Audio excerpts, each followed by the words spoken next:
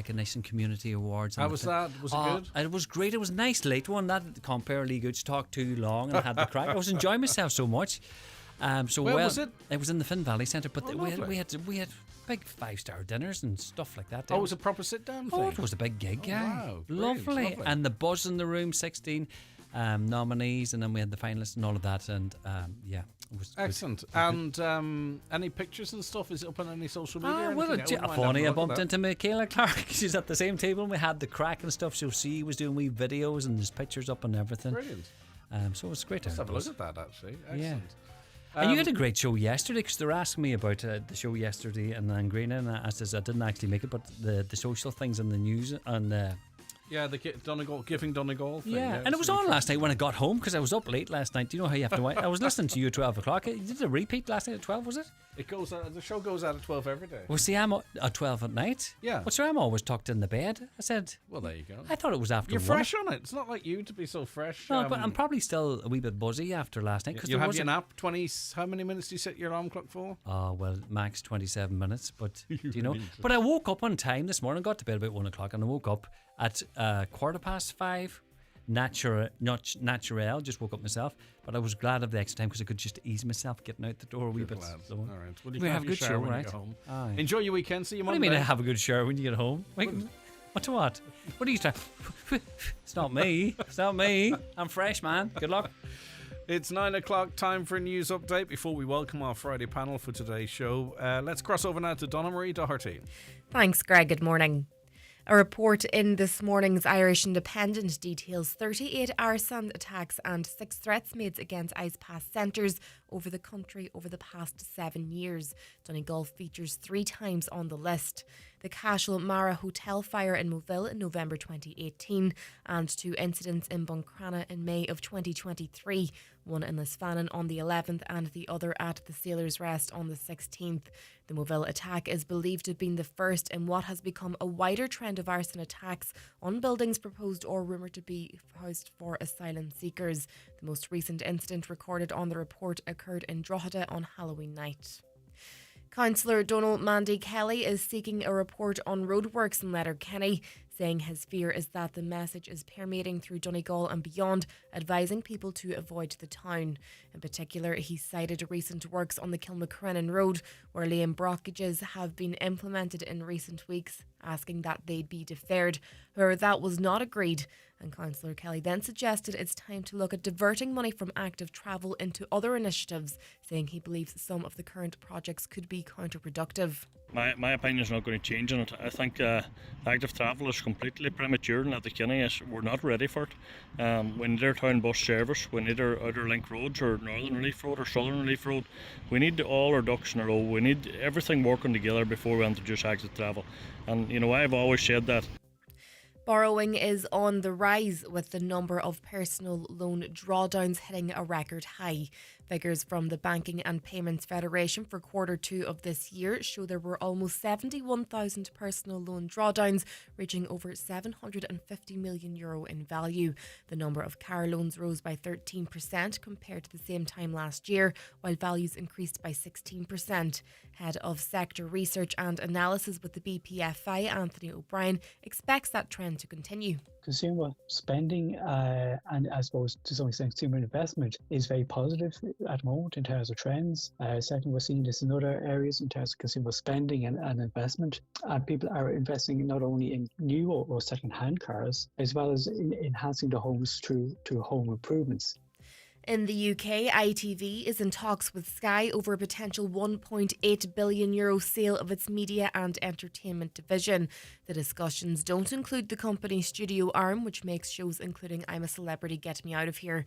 Business correspondent Tom McEnany says it's understood the deal centres on the possible creation of a UK-focused streaming platform. Comcast is looking at the deal, it seems, as an opportunity to bring together Sky's paid-for-TV service with ITV's free-to-air channels to create a UK streaming business that would be better able to compete with US giants such as Netflix, Amazon and Disney. Looking at the weather now, dull today with patches of drizzle or mist to start out, but with highest temperatures to go to 12 to 14 degrees. That's all for now from the newsroom. Back with more at 10 o'clock.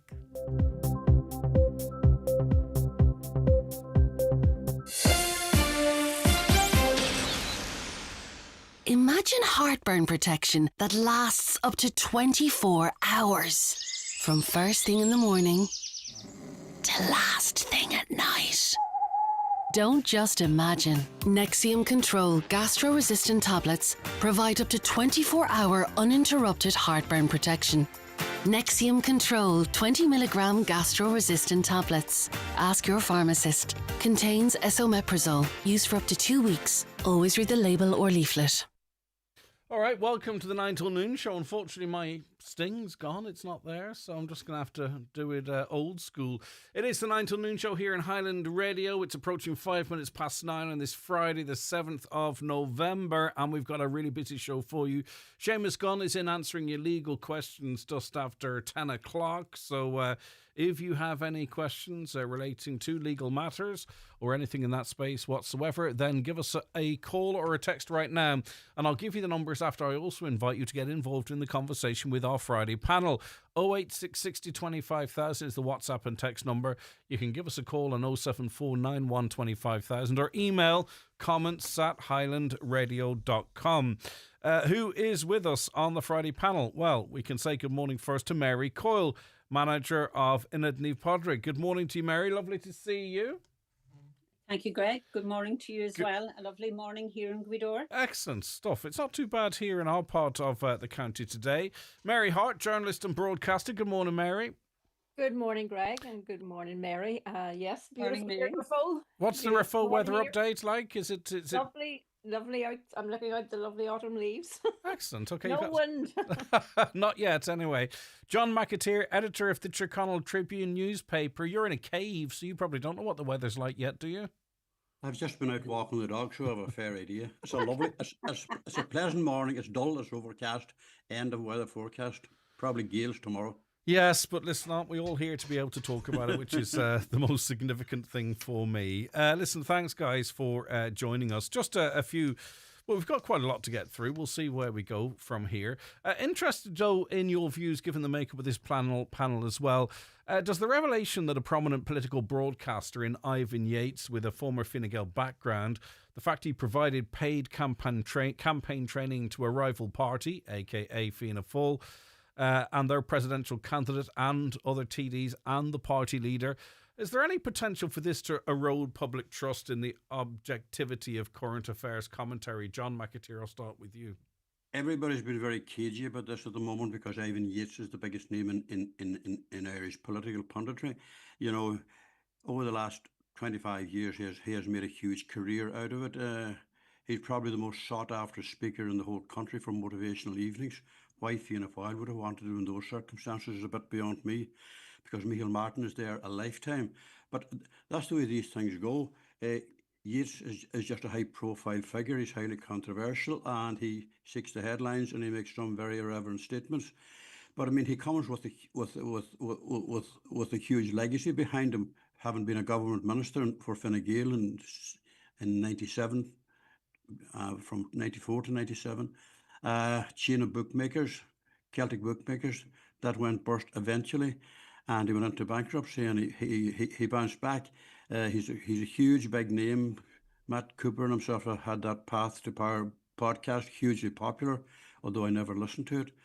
And he would have been on News Talk most of the time. He was on those 3 mornings before the presidential, on the day of it, and the day after it. Of course, we didn't hear that because we were with you at that occasion. I would rarely hear him because he's on in the morning at the same time that Highland Radio seems to have a certain programme on, and we can't avoid that. But like at the end of the day, Commission the Man will have to look at this very, very closely. The question is asked there, does it compromise anybody? We'll have to wait to see what Commission the Man says. But does it matter really? Because Ivan Yates, I wouldn't have saw him as independent. And I don't mean that as a criticism. He's a controversial character. He's an antagonist. I mean, does anyone really listen to him thinking that he's truly being independent? You know, I mean, I can think of other characters that I would say, oh, right, well, that's a bit sus. But, or maybe there is a responsibility for RTE on News Talk to say, look, you know, do you have any genuine skin in this game? Are you getting paid by any particular party, etc.? I don't know. I haven't figured it out in my own head yet. You see, the issue on behind all of that would be confidentiality insofar as Ivan Yates' clients were concerned. You don't go around saying, well, I won't be on tomorrow morning. I have an appointment with Michael Martin or whoever it is, let it be any of the senior ministers. Let it be any other party, but it seems to have been Fianna Fáil only. And this is a man whose DNA is steeped in Fine Gael from Enniscorthy in County Wexford. A very sharp-witted pundit, very humorous, and he had that gravitas that you either took him seriously or you didn't. Didn't matter one way or the other. But he had this natural flair and ability to make the type of comment that he made about smearing Catherine Connolly, which was very, very nasty and not nice at all. You don't do those kind of things as a pundit, but Ivan Yates, I suppose, is not depending on his television work. I think he's probably the most sought after motivational speaker for after dinner events and all of this kind of stuff right around the whole country. So he is a huge figure, huge lifetime of experience, and he has very forthright views ever since he was in News Talk with Vincent Browne. Yeah, and I mean, Mary Hart, I suppose I'm small fry in relation to this, but let's just say hypothetically, Charlie McConalogue was running for president and they asked me to sort of, give him some guidance, and then I came on here and never let on. I suppose if you were to look at it like that, and as I say, I'm small fry, it's not something I would do, and it would, I think, sort of compromise maybe me to some extent. So I suppose we can't disregard it out of hand that this is just Ivan Yates, this is the way he is, and what's your feeling, though, I suppose, leaning to on your journalistic background? I mean, I think the original question that we were asked to address was, is it a storm in a teacup, or does it merit more investigation? I think it's a very, very small bubble or ripple in a teacup. I think it's a load of nonsense. I'm not surprised that Ivan Yates, who asked who? Did Ivan Yates go to Fianna Fáil and say, look, I'll do some work for you. This is what I'll charge you. Nobody has asked how much money he got for it. At least I haven't heard the figure mentioned. I'm surprised that Fianna Fáil would be bothered with him. I really just think he's just he's a loudmouth. He was never successful, really, at anything he did. He got elected. He became a minister, but he wasn't a great minister. He ended up a failed businessman, went bankrupt, ended up in Wales, went to News Talk. In fact, my brother was his producer in News Talk. I know him from way back, not from recent years, and I wouldn't really have much time for him. I wouldn't be going looking for him. Really? I never got that impression. I wouldn't really be coming looking for the likes of Ivan Yates to tell me how I should run my campaign. But you see, I would look for you now, Greg, maybe. But Mary, that's really actually got to the core of the way I've been thinking about it, because I don't really care, to be honest with you, and I don't trust anything at this stage, so I'm always thinking critically. But it would make me question Fianna Fáil, to be honest with you, that Micheál Martin sought his guidance ahead of the general election, that all of the so many ministers that they went to him for their training, and also to the fact that they thought he was the guy that would sort of give Jim Gavin an advantage. That, to me, that's the story here, is that who's making those calls within that party? Yeah, absolutely. I mean, I don't understand. I mean, did Micheál Martin go seeking him out, or did he come seeking out Fianna Fáil and say, look, I can do this for you. I'm a great after dinner speaker, as John said. Like he tries to be controversial, and he was controversial during the campaign, and as John has just said, in a very nasty, nasty way. And again, the assumption being that it was Fine Gael that he was advising, or at least he had his foot in that door, and nobody would have suspected it was Fianna Fáil, because I don't think anybody would have thought, well, Fianna Fáil can't really be that silly to take him on. I mean, there are lots and lots and lots of those high profile, like the former presidential one of the candidates before was a speaker or an advisor to the political parties, all of the political parties. So, it's Gavin Duffy. Sorry, I should have mentioned his name. Gavin Duffy. Gavin, and I mean, Gavin, in fact, trained me as a radio journalist way back in the mid 80s. So, he's somebody who I would not be surprised if he was in there advising either Fianna Fáil or Fine Gael. And in fact, I think he advised both parties. But I think that the issue here really is that it's a journalistic story, you know. It's not a. I don't think the public would give a toss about who advises Because who. Ivan Yates, I know for a fact, and maybe you've got ins to find this out, but I believe I know for a fact. Like, he would have known when he was on News Talk that his show didn't have necessarily massive traction in the Northwest, and controversy creates cash. And he had this little thing where he would sort of, say, we're up here, we're a whole load of moaners, and we're this, that, and done. It wasn't meant with any malice, but it was meant to drive controversy, maybe to get some headlines up here, to get ears onto his show. Like, he does know what he's doing, and I know he has no problems with Donegal, but he had no problem in trying to agitate things to just, as I say, maybe get an extra 2 or 3% listenership up here. He is. He's an agitator, and I suppose maybe John would be the. I'm not so much sure about Mary, but John and myself might say, well, sure, there's not a big difference between Fine Gael and Fianna Fáil now, so there's no, that Ivan Yates should be advising Fianna Fáil ministers and their campaign for election.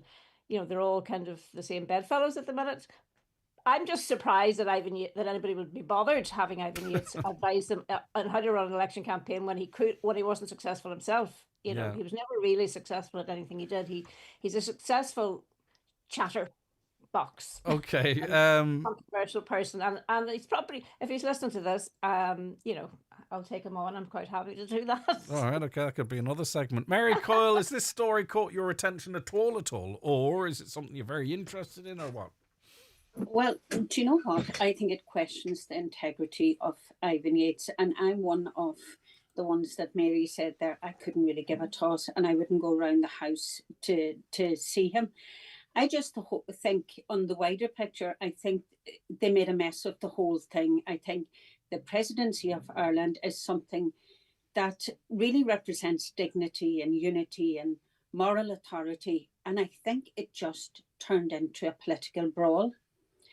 I really think I value my vote so much. They really did take the goodness out of it.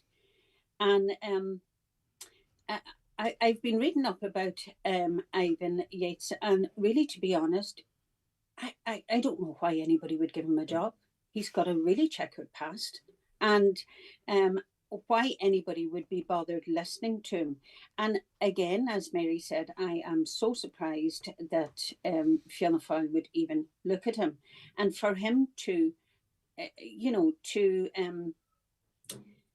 say that about Catherine Connolly and that attack that he had on Catherine Connolly, that doesn't say much about that man. But if that's his free advice, what's his paid advice? That's what I'd be interested in. Absolutely.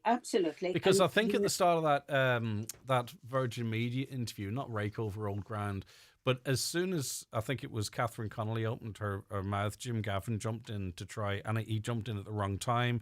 He actually jumped in on the wrong point. And I was just thinking retrospectively, was Ivan saying there, now as soon as she opens her mouth, you get in there and you get your point across. And I'm thinking, you paid for that advice?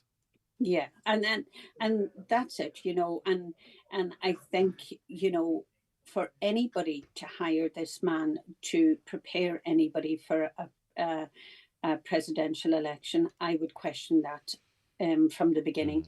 I think, it is a bit of a storm in a teacup, but it really looks at the big picture, that they made a complete mess of this whole presidential election. All right, just one other thing, and anyone can jump in on this and then we'll move on.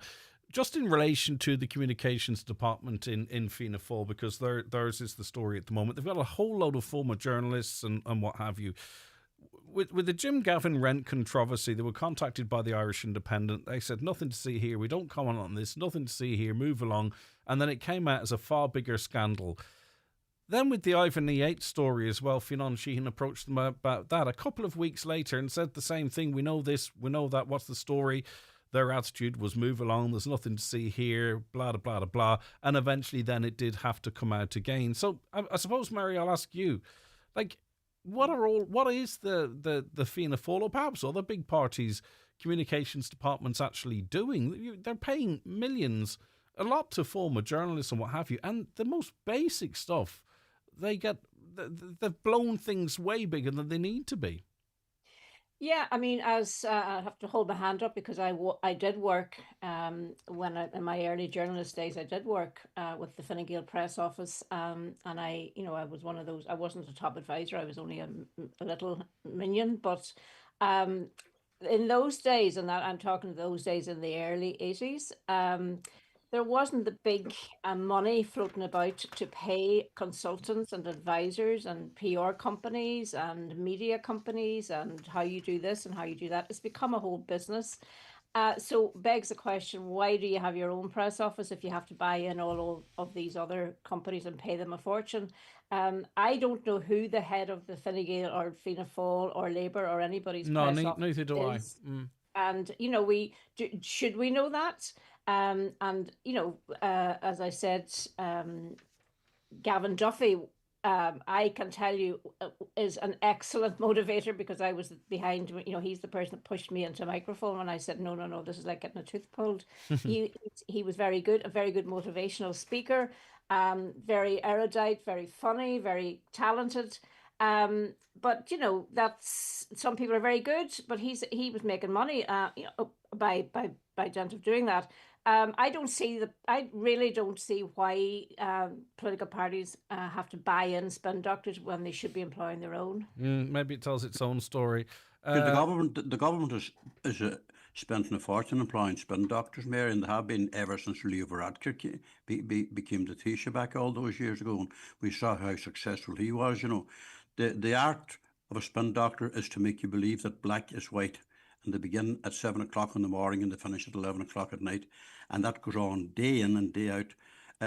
This whole thing is still a fallout from the Jim Gavin controversy and the mess that Fianna Fáil made of the entire presidential campaign. And given that there's a report due out about next Wednesday, it's time to fasten our seatbelts for the Fianna Fáil parliamentary party to see how much of it they believe in and how much of it they don't. But this is something that's probably all about fairness. Sinn Féin will have a gripe with Ivan Yates in that he predicted that they're going to win 70 seats in the last general election. I mean, nobody in their maddest dreams would have dreamt up that one. I mean, if they got 37 or 40, it would have been the very height of it. But it was those kind of clips that gave him the kind of mantra of publicity. He was a million miles wrong. And I suppose it's all about fairness and broadcasting and impartiality and how it affects the broadcasters. And if they're commercially involved in the campaign, but do not declare that they had any input into that particular party, I think Common the Man will have to look at this in a much clearer way and come up with some clearer direction for the future, because you can't tie people's hands behind the back on these things either. Yeah. But like at the end of the day. But that being said, he could have gone into any of those national interviews just before we move on. And the presenter could have said, we're joined now by political correspondent Ivan Yates, and just to say, in the interests of fairness, he has been doing some consultancy work with Fianna Fáil. Ivan would have said, yes, but I can still maintain my impartiality, blah, blah, blah, blah. And it would have, he could still have contributed. It's just everybody's cards See, would have been on the table. It just seems to be just as simple as that there, that declaration wasn't made. I don't imagine that any of the three of us on here this morning have any commercial interest anywhere else outside of Highland Radio, apart from me running the Tribune. Well, yeah, I know, but I think you have a lot of influence, John. I just think you haven't started invoicing yet. That's your problem. Yeah, I mean, I think that is, the invoicing. I think I'd love to know how much did Ivan get paid to do what he did. Was he any good? Did he obviously wasn't. The whole Fianna Fáil campaign alone was a disaster. From almost where the word goes, so you wonder where was he in all of that muddle. Did they keep the receipt in case they want a refund? Okay, thanks very much.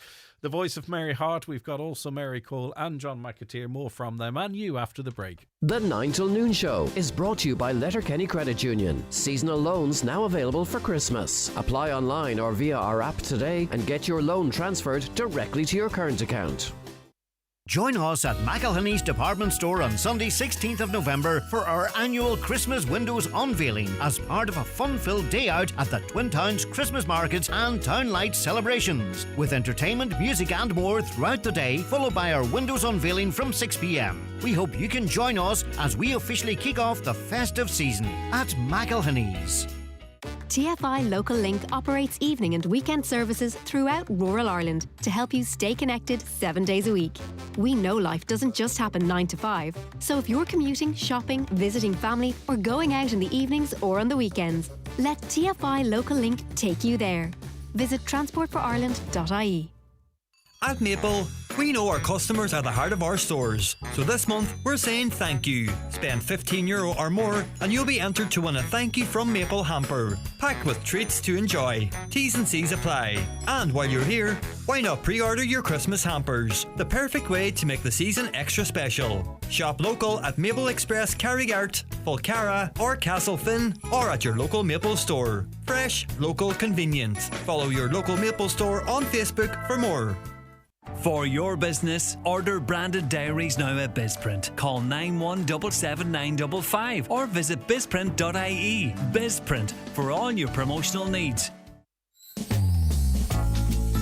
McCullough Jewellers in Letterkenny are synonymous with fine jewellery, quality watches and giftware, with stores at Main Street, Letterkenny and the Letterkenny Shopping Centre, or online at ormccullough.com. You can choose from their quality product range in a relaxed atmosphere, and their sales staff will be happy to help you make the right choice, whatever the occasion. McCullough Jewellers, making moments magical for generations. Highland Radio Time Checks brought to you by EirGrid, the operator and developer of Ireland's electricity grid. EirGrid, powering up communities, powering up Ireland. The time is? The time now is 9:25. So we've been inundated with calls this week from angry motorists frustrated by, in Letterkenny, active travel roadworks, which have caused significant traffic delays, people late for work, school, hospital appointments. The current works are basically outside the hospital in Letterkenny to provide cycle and walking lanes, with the road being narrowed as well. And this is just part of a wider active travel project that we don't really know fully the impact in terms of traffic movement there will be when all these works are finished. So it's about timing here, but I want to broaden it out as well, because it's not just in Letterkenny, but we'll focus on that a little bit because of the commercial impacts and what have you. But you will notice over the years, towards the end of the year, you see a plethora of road improvements in around Buncrana, the Twin Towns, wherever it might be. It's where funds are available, funds need to be spent, and people go, well, why are we doing it this time of year when the days are short and it's wet and we're trying to get people from school and back from school and all that type of stuff. So there's two things going on here. I suppose there's the late in the year maintenance work that people can get frustrated about, but also to these works in the mouth of Christmas in Letterkenny, which are having a particular impact. Though I do note a number of schools in Letterkenny are off today and the traffic was moving relatively freely. I'll go to John first on this, purely because he was writing about this in the paper this week. John, I just can't get any sense of public support for the active travel plans in and around Letterkenny at all, but certainly to the timing and nature of the works too. The public don't seem to be happy at all. I've been caught up on this a couple of times this week. Taking an hour from Milliston to get into the centre of Letterkenny. I just dread the thought of Christmas approaching for the business people of Letterkenny, because it's that month that they need to make an awful lot of money to stay afloat throughout the spring into Easter and beyond. I don't understand it. I mean, driving down past the hospital there's a huge amount of work going on there. Traffic is just down to a crawl, and you could be sitting there long and into the morning and missing appointments and all that, as you can see. It's probably outside of the jurisdiction of Donegal County Council. It's an EU project. And I think it was Eamon Ryan that brought these policies back from Europe and got that funding. There's 80% funding for these jobs. The council and the councillors that actually voted for these active travel plans too. So yeah, it's part of the remit. We have the same about to happen in Ramelton, which is completely logjam with traffic over the Shore Road every day. That's about to get worse, because there's a footpath of 2.4 metres going in on one side of that road and a 1.5 metre footpath on the other side. And then after that, I have to make sure that things are going to be all right for the next millennium. there's a big 5 foot wall going in there, a flooding relief thing. It'll be like a bit, somebody says it'll be a bit like driving towards Alcatraz, because you're not going to see anything but concrete as you drive across the Shore Road. But the active travel thing is going to create chaos. The whole issue there, Greg, is that they're hell bent on taking motorists off the road entirely. So how do we get into Letterkenny? And this goes back to the commercial realm, that there's so many businesses in there, and they're all contributing very heavily in rates and taxes and everything else, and employing people. And this is sort of anti the business community. Why are the businesses so quiet about it then? Are they afraid that if they join this conversation very vocally, that they could actually end up discouraging the public from coming in and spending money with them, if you know what I mean? I'm very, very conscious and aware of that, and I don't want to do anything to disadvantage any businesses. But at the same time, we can't ignore what listeners are saying to us either. But are businesses finding it as tight as one might presume? I think they are. I think there's no two ways about that. Trying to get into Letterkenny is such a nightmare that driving in from Ramelton, you can be delayed just out beyond the Silvertassie. That's a long way out of Letterkenny. And if you're rushing to an appointment or rushing to meet somebody, you're not going to make it. And what is happening is that people are just opting not to go into Letterkenny. And that's the worst thing that can be said. I'm sure the Chamber is watching this with great anxiety and great fear and great worry, because this is going to go on ad infinitum, because active travel is going to be brought into every town and village across the whole country in the next couple of years, and we're all going to have to suck it and just get on with it. But, to start that work at this time of the year is absolutely ridiculous, and it shows no empathy or support at all for the business community. And also, too, the narrowing of roads, the removal of turning lanes. We actually don't really know if this is just a sample of what it will be like once these works are completed, because you are choking the traffic. It's unavoidable. There are other measures like narrowing outside Mount Ergal to 2 lanes and other stuff up Glencar, etc. Mary Coyle, I presume you're not impacted by this on the daily, but it might influence you whether you're coming into Letterkenny or having to travel through Letterkenny or whatever the situation. So what's your view? Well, Greg, it's not just Letterkenny. As you're aware, we do a lot of work providing transport for patients that are attending hospitals, and that came to light yesterday when we were trying to get a patient from the Falcarra area to Sligo via Letterkenny, and it really. First and foremost, in Falcarra, there was a road closed, which left it very hard to pick that patient up. But you're going through Letterkenny then, and you really have to add another hour and a half on to your journey before you even leave there. Now, there's a couple of things here that I would think there has to be bad planning somewhere, because, okay, there's extra money at Christmas, and you can see, that it's good to see some infrastructure being carried out, and it's good to see all that. But for me, to want to go to Letterkenny to shop, I don't like it. I don't like all the traffic. I don't like the way it's laid out, and you're caught in traffic no matter where. You're actually better off parking your car somewhere and walking around Letterkenny if it's a good enough day. But I think I would fear for them coming up to Christmas, and everybody wants to shop, but you hear everybody saying, oh my God, the traffic in Letterkenny is so bad. It's so hard, to get around that. Even if the local link service was working a bit better around Letterkenny, and that it was, that the timing of that was advertised so as that you could leave your car on the outskirts of Letterkenny and make your way in there. There has to be a wee bit more forward planning. Mary, even if these lanes were actually bus lanes, and cyclists shared the bus lanes, I think you see that in other parts of the world, what have you, but they're narrowing the roads, and there's no accommodation for, as far as I could see, hopping on and off a bus. The bus has to stop in the middle of the road. If you're turning right in certain parts now, if you can turn right, there's no right turning lane. You're stopped in the middle of the road. And this is all to accommodate a cycle lane. And unless you are a Tour de France cyclist, I cannot see you manually pedalling up this road from the hospital roundabout up to here. Say I'm at the mountaintop. No. And there are people that are interested in cycling, but there's other people, and they're never going to use the cycle lane. There's always going to be more people using the cars and the buses. So they are a priority as well. But I think, there's something else that I feel that should be mentioned as well, and that is people have less patience now. I don't know what it is. They have it's less constantly being patience. tested. That's the problem. And you can be sitting there, in your car, and there are people.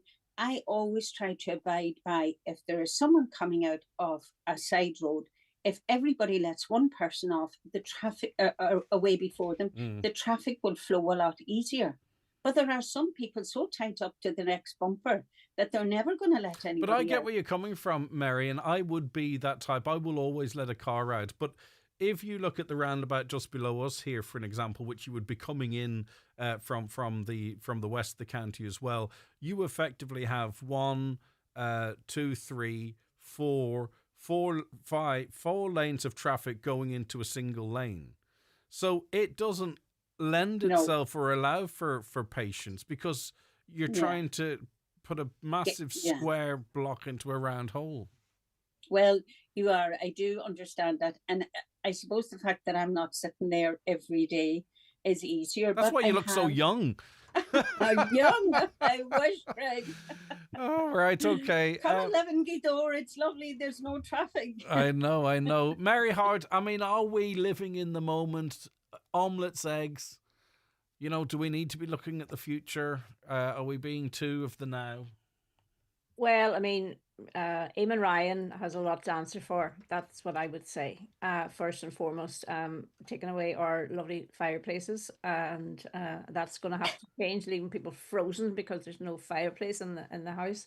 The roads, all you do is take a look at that dual carriageway, so called, into Letterkenny. How long it took them to do the roadworks there, to put a cycle lane on either side of the footpath. Got the footpath, I think the height of the footpath wrong, and they had to start all over again. They have no escape lane. They have nowhere for the ambulance to go. I've heard recently, whether it's true or not, that they have to take that island in the middle away. No, they're not doing that. What they're doing, and it's actually even worse, you might say, after spending 10 million on that road plus, they're actually lowering the curve so cars can drive in on top of the cycle lane or footpath to let emergency vehicles through. Oh my God. Yeah, and I do know that that height of that particular footpath, cycle path, had a problem because it was the wrong heights, and that's why they had to go and why it possibly took so long. I am one of those people that I don't work anymore, so I don't have to get to work in Letterkenny. If I would dread. This is perfect. You're loaded, right?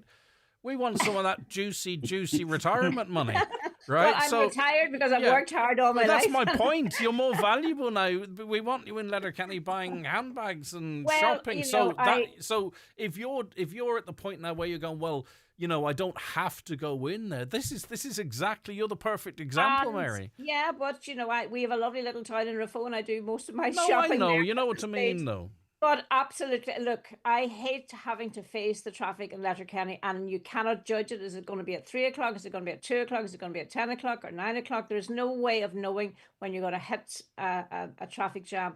And I don't ride a bike. I never could ride a bike. It's not that I don't like riding bikes. I just can't. I've just got an issue with it. Therefore, they're not my favorite people.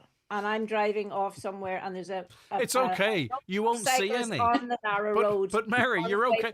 You won't see any around Letterkenny. You'll see more up around Raphoe. Yes. Don't worry about it. I went round Google Maps the entire Letterkenny, and I saw one person on a bike. Yes, I was going to say that I have yet to see one cyclist on that dual carriageway in Letterkenny going one way or the other. I have not seen. I put my hand up. I have not seen anyone. So rolling back to Eamon Ryan and his Green Ireland, and he has caused an awful lot of issues. All of these cycle lanes are wonderful in parts of Europe where they don't have the same road networks that we have. And it's a complete and utter disaster at the minute. It's an utter disaster for Letterkenny, and there has to be a team of architects, engineers, road planners there pulling their hair out, but somebody's accountable. Somebody is accountable for causing this. And you say, no, we're not doing this because it's going to cause a really serious problem for the people living in Donegal, let alone the visitors. Well, John McAteer, let me put it to you then. The people that could have been stopped this were county councillors, right? They had a vote on this, whether or not to proceed with this plan. It was a county-wide vote, so all of the counties, all the councillors around the county had an option.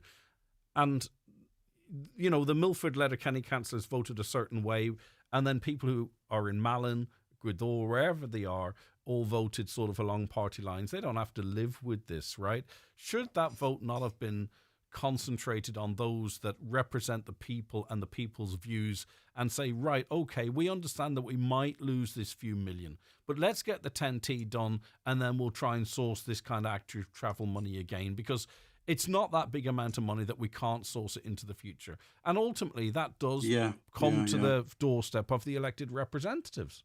The 10T is going to bring a huge relief around Letterkenny.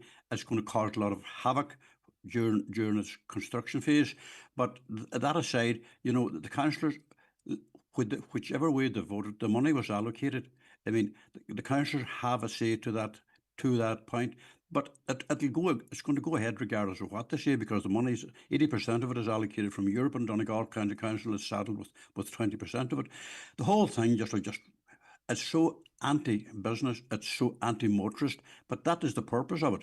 Active travel is about leaving your car and your motorbike and whatever else you might be driving at home and walking there. And I mean, this is just simply not on. It's not going to happen. Councillor, I mean, what can they say or do about it?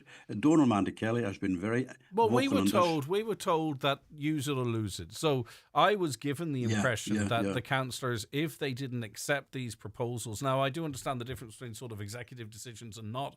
But it was being sold to us that if we don't use this money, we lose this money. So the councillors must have had some say on whether or not these works went ahead or not, or else we were misled in the importance of that vote. Then one or the other.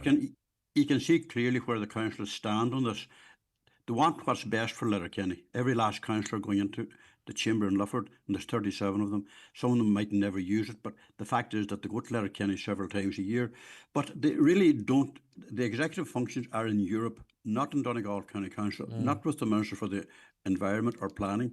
It's just genuinely that green agenda, and it's for taking all vehicles off all roads, and that's never going to work, because whilst we all support stopping the planet from overheating, those actions are doing nothing but adding to it. Can you imagine the amount of fumes are being generated while you're sitting in traffic? Yeah. It just doesn't add up to any realistic common sense. But Mary Coyle, the thing is though, right, and Mary Hart alluded to this, who are they being built for? Who are the cyclists? I don't see cyclists. All I see is people on scooters on the footpaths. So they're not supposed to be on the footpaths. They're supposed to be on the roads. So we can't. Whatever traffic there is at the moment, it's a free for all. But who are these cyclists? Who's the cyclist that is going to cycle down from the mountaintop, pick up a nice jacket in a shop, and cycle that bike up that massive lane up here? Because that's what active travel is, isn't it? You use Who are these people? For whom are these lanes being built for? I don't believe these people exist. I don't know. I suppose I have family that live in Letterkenny, and yes, they do have bicycles, but I don't think they cycle into Letterkenny. I think at this point it's too dangerous to be cycling in Letterkenny. And if you're cycling and the traffic is that heavy, you're taking in all the fumes as you're cycling along. So that's not very healthy where there's built up traffic. I mean, where we live here in Gweedore, there are so many cyclists and they're out all the time and you can see them.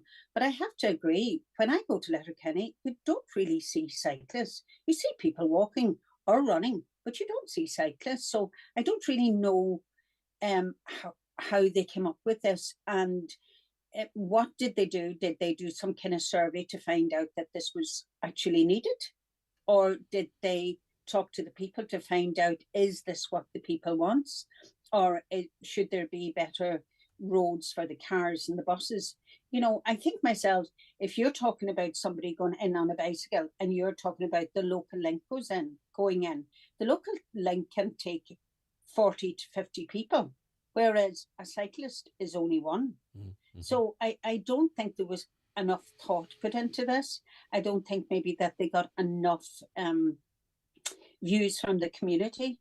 But it's sometimes. Well, they got plenty of views. They got plenty of views from the community.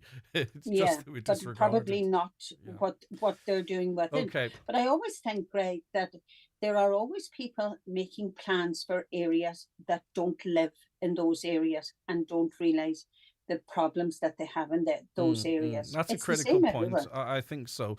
Thank you for that. Now, a caller says, by the way, on the Lifford to St Johnstone Road, a mile from St Johnstone on the Lifford side, a car has gone into the ditch, taking out a pole, and there are wires down. Now, we don't know the extent of any injuries. We don't believe them to be serious, but there is serious congestion in the area. So if you are out on the roads, keep an eye on that. Right, we'll be back in 4 minutes with more from our excellent panel. The 9 till noon show is brought to you by Letterkenny Credit Union, offering low-rate car loans with fast approval. Apply online at letterkennycu.ie or in office today. Fick mead na chulam gachrod on spare? Well, biog na gachrod. Nor a gocher brosli ora, squeecher trúbal an hoxumaka, nach féidir a ecal is just in air. Is minnig is cús le hasma iad, no le galar no chinnas grom hrúsaka ella. Mar sin, Jane Keenche brosli vogan titje a go an givre seo. Brannig brosli vogan titje agus glanamis an théir de gachtane. Agus nád in dermod de himléir agus darish tevach lana úraháin sa bhliain a leid. O rialtas na héireann. Celebrate the life and music of the legendary Joe Dolan live at the Mount Erigal Hotel, Letterkenny, Friday, January the 16th, with the Dolan family and the original Joe Dolan band performing all the classics, Good Looking Woman, Make Me an Island, and many more.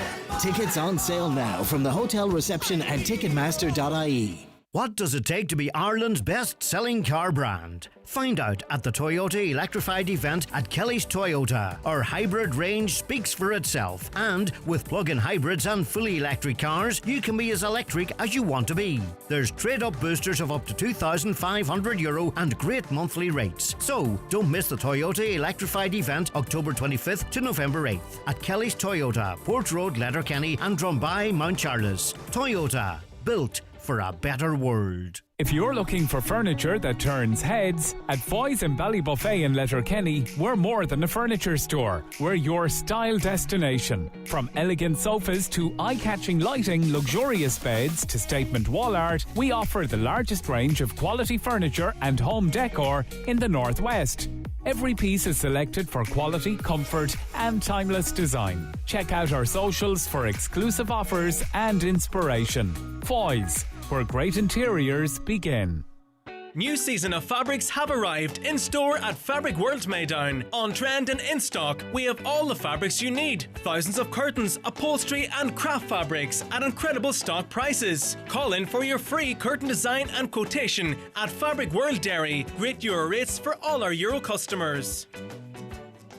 The 9 till noon show with Letterkenny Credit Union. Simplify your debts with a debt consolidation loan from Letterkenny Credit Union. Call us on 074 910 2126 or apply online via our app or in office today. Looking for a nearly new 2025 model without the new car price? At iMotors, our demo and nearly new cars have little to no mileage, and you'll save thousands versus the new price. Fantastic cars, fantastic savings. Visit imotors.ie or drop by today and drive away a deal you'll love. iMotors, fearless generation. If you need an eye test, look no further than Louis Walsh Opticians. Letterkenny's longest established opticians are delighted to welcome patients new and old to their state-of-the-art practice in the Courtyard Shopping Centre. Their latest technology includes a 3D OCT retinal camera which assesses the health of your eyes in minutes. Private, medical card and PRSI patients welcome. Call 91 21000 to arrange your eye test. Louis Walsh Opticians, Letterkenny. Your vision, our focus. Looking for a getaway this winter?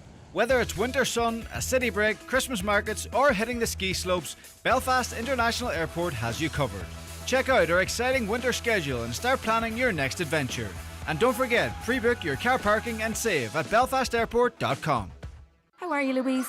I'm really busy. I'm hoping it won't be like last year when we had flu in our house. I had to take so much time off work. I took the kids to the pharmacy last year for the free flu vaccine. It's just a simple nasal spray to protect us. Great idea. I'll book mine in.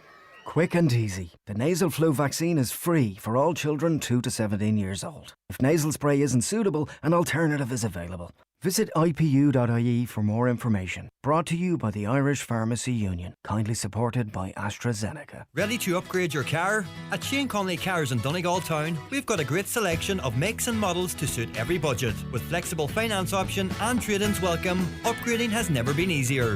Visit ShaneConleyCars.com or call in to see us at Shane Conley Cars, Drumlonagher, Donegal Town. Highland Radio weather updates with McElhinney's. Discover Christmas gift ideas for everyone on your list, from trending beauty to memorable Secret Santa gifts. Visit us in Ballybuffet to explore our extensive range of gifts or shop online at mcelhinney's.com today. All right, welcome back after the break. That'll keep the lights on for a bit.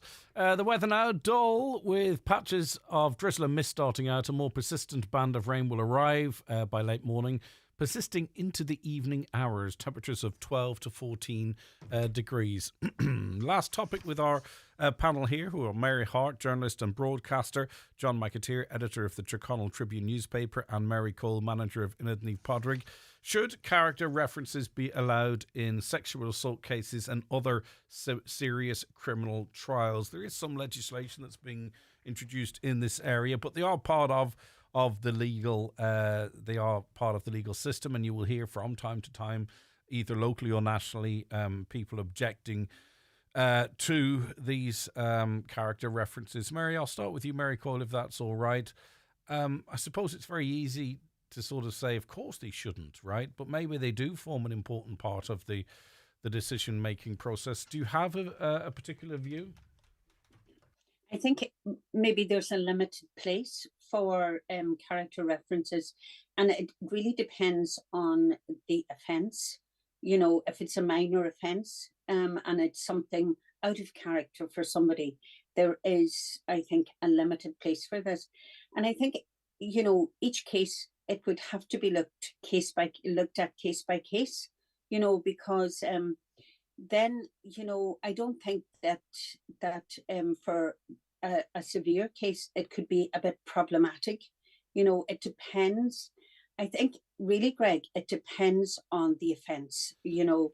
But in our society, I think sometimes, you know, everybody is still innocent until proven guilty. And I really think it's on a case-by-case basis. Yeah, I think often these are introduced too, though, at sentencing, and I presume the idea is to give the court a wider picture of the defendant. Can they be rehabilitated? Is there a potential there? Is this typical behaviour of them? You know, what is the broader standing in the community? I mean, is this, if we believe the judicial system is about people paying for a crime and ultimately being rehabilitated, as galling as it might be in some of the serious cases we talk of, is it not the better option for a judge to have a more complete picture? But I think it is, you know, like, if I really feel if there's something really out of character for somebody and they do something, you know, that is completely, you know, not in their nature, then it's good to build, you know, to have those kind of character references, Mary, from to see what their life was like beforehand. If I were listening to your comments, I would conclude that the only way that can be achieved is that we continue to allow them, but trust the judges to either disregard or use them depending on the defendant and the nature of the crime then, because everyone, I mean, how can it be fair if we sort of say, well, you did that and you can't have one, but you did that and you can have one? Yeah. You know, it's a complicated area. A lot would have to be down to the evidence that they're presented with as well. I think, you know, there has to be places for people who have you know, kind of there's minor crimes out there, and there has to be places where rehabilitation has to take place. And you know, it is a tricky one. It really is a tricky one. And even, you know, we are asked every now and again for character references, and if I don't know the person, I won't give it, because you know, you have to be sure that you know this person, and you have to know. So it's something that a lot of people are not comfortable with now either. Okay, Mary Hart, what's your view on this? Yeah, I mean, I agree with all that Mary is saying. I mean, every case is different. You know, every I mean, even from murder, you know, there are circumstances. You know, if a wife is being beaten half to death every day of the week, and then she suddenly turns around and uses a shovel, you know, and kills her husband, you know, that's different from somebody walking in the door and shooting somebody. So there, you know, every case is different. And I know the new law will be, I think it's just that there has to be an affidavit signed to say what your character reference is the truth. That you're, you know, and you would have hope that every character reference is the truth. You know, thankfully we're past the days when politicians would write a character reference for people they didn't know, and it would come up in court, and then it would turn out that this politician didn't know the person and they wrote the character reference. That is gone, and hopefully that will never come back. It's certainly, I mean, again, as Mary said, you know, everybody deserves a fair trial. Everybody, there are mitigating circumstances in many cases. There are aggravating circumstances in many cases. The judge is at the end of the day, the judge is really the person who will guide the sentencing. He can't guide it beyond if it's a murder. It doesn't matter what kind of character reference you get. You are going to have a life sentence, and a life sentence is a life sentence. You know, you are forever sentenced to life, and if you get out early, well, that's because you're good behavior. But I actually wrong, would be you're back in jail. I'm more concerned about the discretionary power of judges, to be honest with you, whereby someone guilty of a financial crime, as abhorrent as it might be, bang them up. Someone who's got child abuse images, you only add 2,500 and you're generally a nice guy, away you go. You know, and that's more of a concern for me than character references. But I mean, but you know, there are, you can appeal a severe sentence, and you can also appeal a lenient sentence.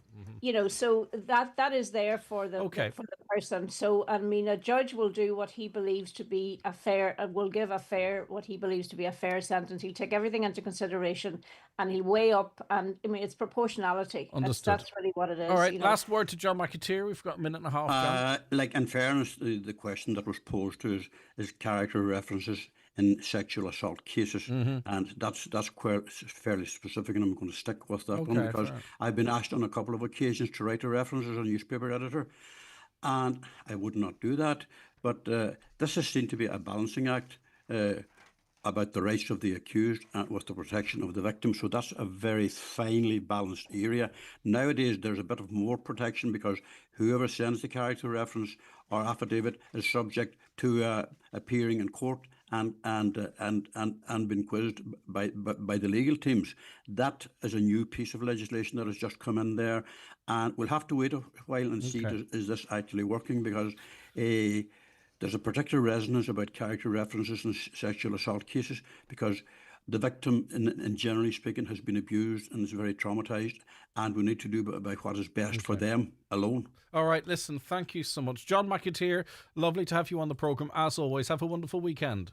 Thanks, Greg. Take care, brilliant stuff. Mary Hart, lovely to see you again. We'll chat again very soon. Yes. Look after yourself. And last but certainly not least is our friend who's the manager of Inidney Padraig, Mary Cole. Thanks, Mary. Thank you. Lovely Bye-bye. stuff. Keep up the amazing work that you guys are doing, you personally and the rest of you are doing there. Thanks so much.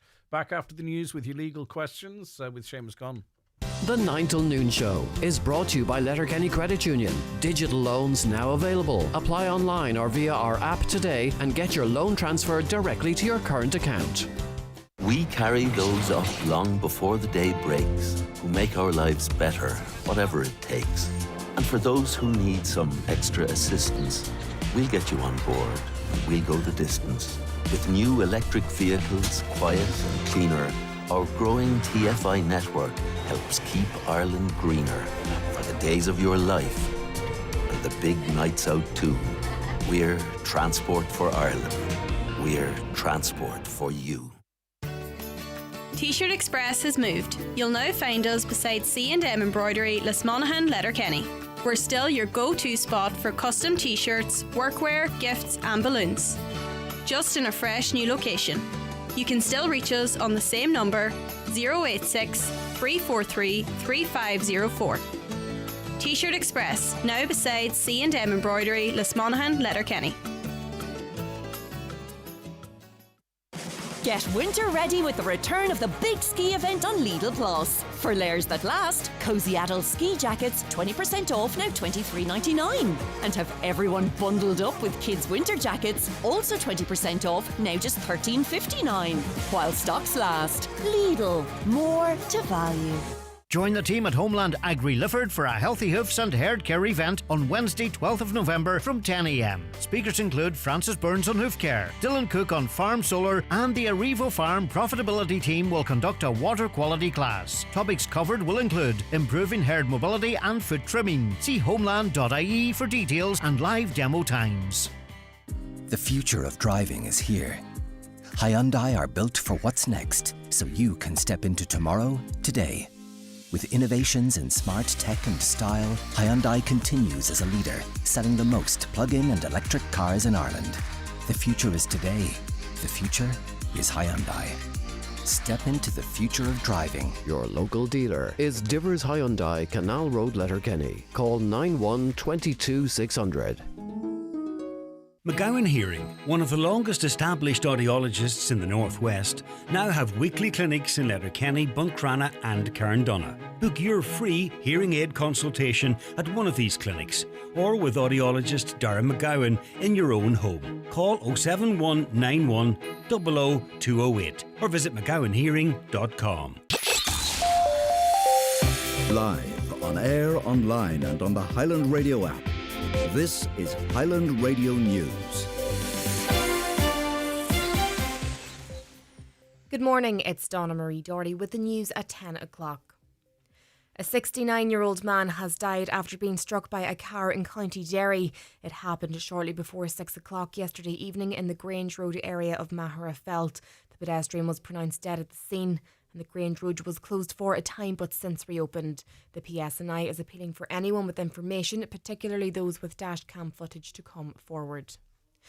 Donegal features 3 times on a new list of arson attacks on accommodation linked to asylum seekers. A report in this morning's Irish Independent reveals that over the past 7 years there have been 38 attacks and 6 threats made against properties designated for international protection accommodation services nationwide. The Cashel Mara Hotel fire in Moville of November 2018 is believed to be the first in what has since become a wider trend of arson attacks on buildings proposed or rumoured for asylum seekers. Donegal is named again twice in May of 2023. One incident at Lisfannon on 11th and the other at Sailor's Rest in Buncrana just 5 days later.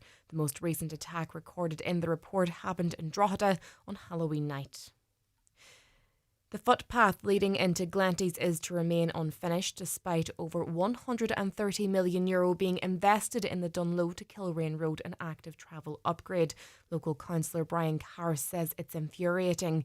In a recent reply from the National Roads Office, it was confirmed that the N56 Letterkenny to Kilrain contract works have reached substantial completion and that additional footways beyond the extent of the project are wholly independent of the current construction.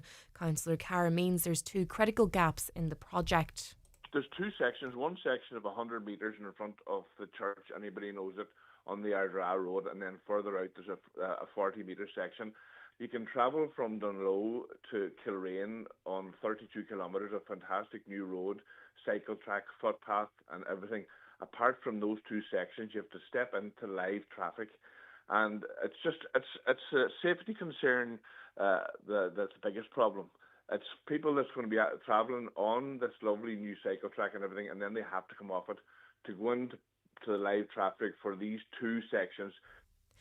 Well, a Letterkenny councillor says he fears ongoing roadworks are creating a perception that people should avoid the town.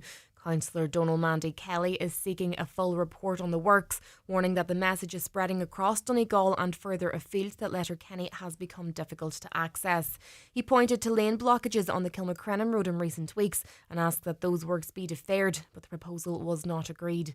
Councillor Kelly also suggested reallocating some of the funding away from active travel projects to other priorities, arguing that certain schemes are currently underway that may be counterproductive. The last meeting we had here, I asked for the Kilmacrennan Road to be deferred. That hasn't happened. The update I got today is the works is going to continue. Again, I've asked today for it to be deferred, and it's not looking likely. And again, we got documentation today that the Ballyrain to Polestar roundabout now is going to commence now in the next 2 weeks.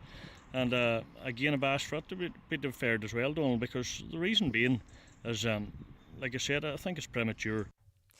Figures from the Banking and Payments Federation for Q2 of this year show there were almost 71,000 personal loans drawn down, reaching over €750 million in value. It means that borrowing is on the rise and personal loan drawdowns have hit a record high.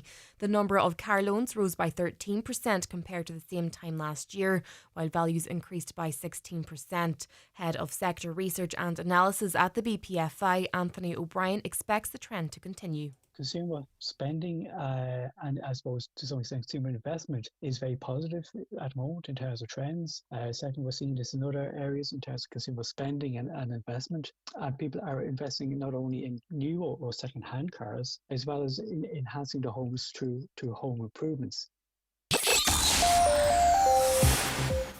Looking now for weather, it's going to be dull today with patches of drizzle and that mist is well cleared out. Highest temperatures of 12 to 14 degrees. That's all for now from the newsroom. I'll be back with headlines at 11 o'clock.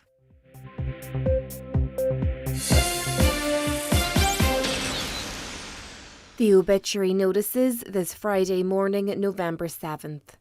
The death has occurred of Sally Martin, ní Burke Rathini Lahi, reposing at her home today from 2 o'clock until 9 o'clock and tomorrow from 1 p.m. until 9 p.m. Funeral Mass on Sunday in St Bridget's Church, Balnatragh at 11 o'clock, followed by burial in the adjoining graveyard. House private on the morning of the funeral, please. Family flowers only, donations in lieu if so desired to Donegal Hospice Letterkenny, care of Jackie Cairn Funeral Directors or any family member. Sally's funeral mass may be viewed on churchservices.tv. The death has occurred of Eddie Lynch, Fofana Ballymagan, Buncrana. Eddie will be reposing at his home from 5 o'clock today. Funeral on Sunday, leaving at 10 a.m, going to St Mary's Church, Cockhill, for 11 o'clock mass with burial afterwards in the adjoining cemetery. Family time from 11 p.m. to 11 a.m. The funeral can be viewed on churchservices.tv. The death has taken place of Thomas Harley, Clonelly Quigley's Point. Thomas's remains are reposing at the home of his sister Elizabeth, Clonelly Quigley's Point. Funeral from there tomorrow at 10:20 for 11 o'clock Requiem Mass in St Columba's Church, Drung, followed by interment in the adjoining cemetery. Requiem Mass can be viewed live on stcolumbusdrung.net. Family time from 10 p.m. tonight. Family flowers only, please. Donations in lieu if desired to Letterkenny University Hospital, care of any family member or Eamon McLaughlin Funeral Director. The death has occurred of Neil Charlie Boyle, Lochfad, Portnew. Funeral Mass today at 12 noon in St Connell's Church, Glenties, with burial afterwards in the local cemetery. Family time this morning, please. The funeral Mass can be viewed on churchservices.tv. For family information and more details regarding wakes and funerals, please go to highlandradio.com. Highland Radio.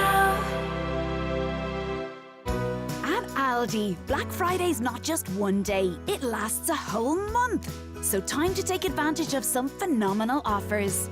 In-store November 6th, a sharp 50-inch smart TV for just $299.99. Tell you what, that's worth watching. A double stack air fryer at a very tasty $79.99. And a walking pad only $109.99. So, better step on it and get down to Aldi while stocks last.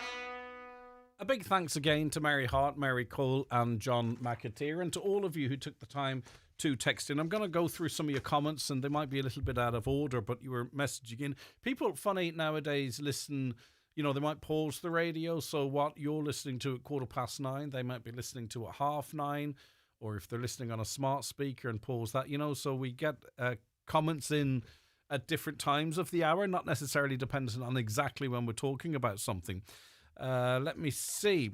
Ree Rhodes, this traffic problem is serious. Can you get adults in the room and the people who voted this in along with planners? Another, as a former Letterkenny resident, I don't understand why a town bus service is never mentioned with regards to the traffic in the town. There are plans advanced for that, and you might have missed the conversation, but we do discuss that regularly. And I did reference that in that, you know, is there an argument that really we should be adjusting the roads to accommodate a town bus service, not necessarily people who won't be cycling. But anyway, this caller says, Sligo with the same population has 3 bus routes. A lot of people have moved to Letterkenny in recent years. The terrain of the town means you have to drive if there's no bus service.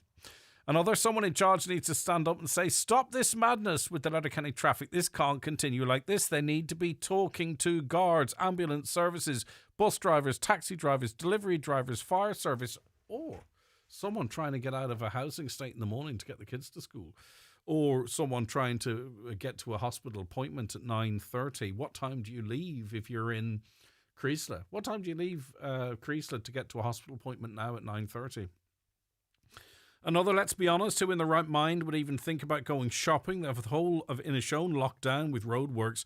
When you sit in your car for almost 45 minutes at roadworks, there's definitely something amiss here. Another, more emphasis needs to be put on pedestrian safety. The amount of people out walking and crossing roads in dark clothes is ridiculous, especially at the hospital roadworks at the moment. The street lights are out and it's making seeing people crossing the road impossible. I suppose the whole idea is that whilst there are roadworks ongoing, we exercise extra care for situations which are correctly outlined by you there. Another, the cyclists envisaged for urban areas are middle-aged men trying to keep young people like Eamon Ryan.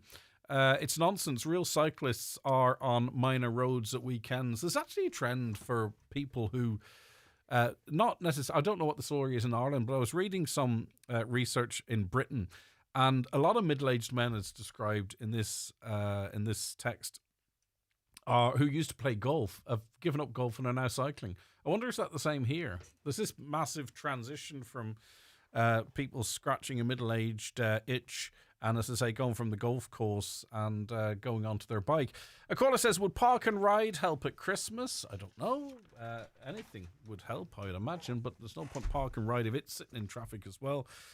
Another, the stupid electoral that voted Eamon Ryan and his green agenda are as much to blame as him for the mess that our roads and country are in now. Hi Greg, the traffic congestion is the biggest problem for Letterkenny. I've changed over my pharmacy yesterday from Letterkenny to a local village pharmacy. I've also stopped other shopping in Letterkenny because of the traffic problems. Another, it's our own fault for electing these local councillors who then ignore us and do as they wish. Another, hi, instead of bicycle lanes, she should put bus lanes. Again, sometimes I wonder, am I mad? But someone agreeing with me. Best plan would be local town buses that are free and that do a continuous regular loop of the main shopping areas and hospital in the town. In bus lanes, people would park their cars at free car parks outside the town. Cyclists could use the bus lane. Wishful thinking. Like, I would say, if I have business in Letterkenny, and I do still go in, I think it's important. There's brilliant shops and what have you. And once you know, you can get about, don't get me wrong. But if there was a bus, say I finished work and I needed to pick something up in town, I would hop on that bus and just go down, hop off, do my shopping, get back on it, up and out. That's what you see elsewhere.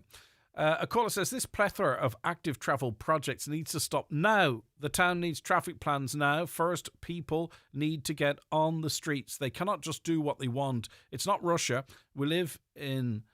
bring back the urban district councils so towns and areas can get what they need. Well, listen, some of those councillors, and maybe it could have been a critical mass, Letterkenny councillors voted for these active travel plans and they got their party to vote along the same lines, by the way. So An urban council wouldn't mean that these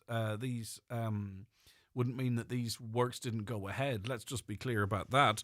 But anyway, they say they need not what everyone else thinks they need. Where is the Chamber of Commerce? They're silent. Public consultation was lip service. These schemes were going ahead anyway. People need to wake up and stop this. It's premature. Another, why don't they put on electric-free buses through the town like they do in Perth for people to shop around and park their cars in the outskirts in a parking lot? Also put on more Link buses. Another, there's only one entrance in and out of Letterkenny. So many issues could be resolved if this bridge was built, but we do have to live in the now. So let's say, with the best will in the world, that bridge could be operational by 2032. It's 2025 now. You know, do the Letterkenny businesses, do the people of Letterkenny have 7 years to wait, right? So let's just say everything goes to plan.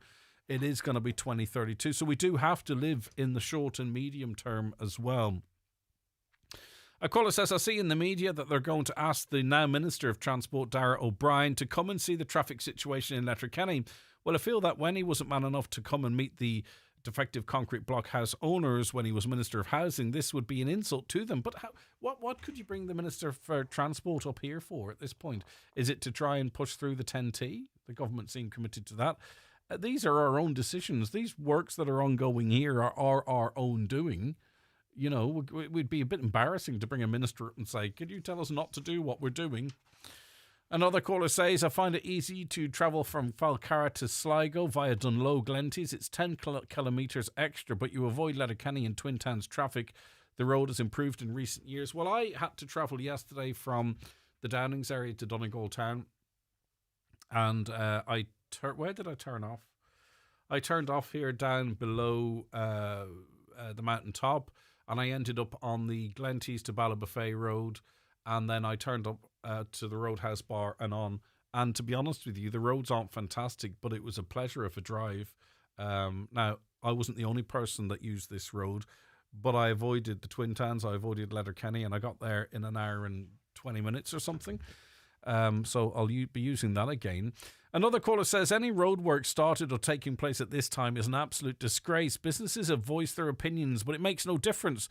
The council do not care about the town or businesses. Same thing every year.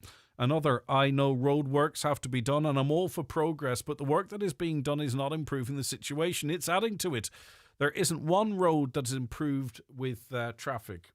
Another, Greg, I'm on the remote side of Letterkenny and I have to try and guess what will be the best time to try to get into town to do shopping and avoid traffic. I usually take different routes, but all lead to the same junctions. It's horrendous. Letterkenny will be a no-go for me at Christmas. I hope that's not the case.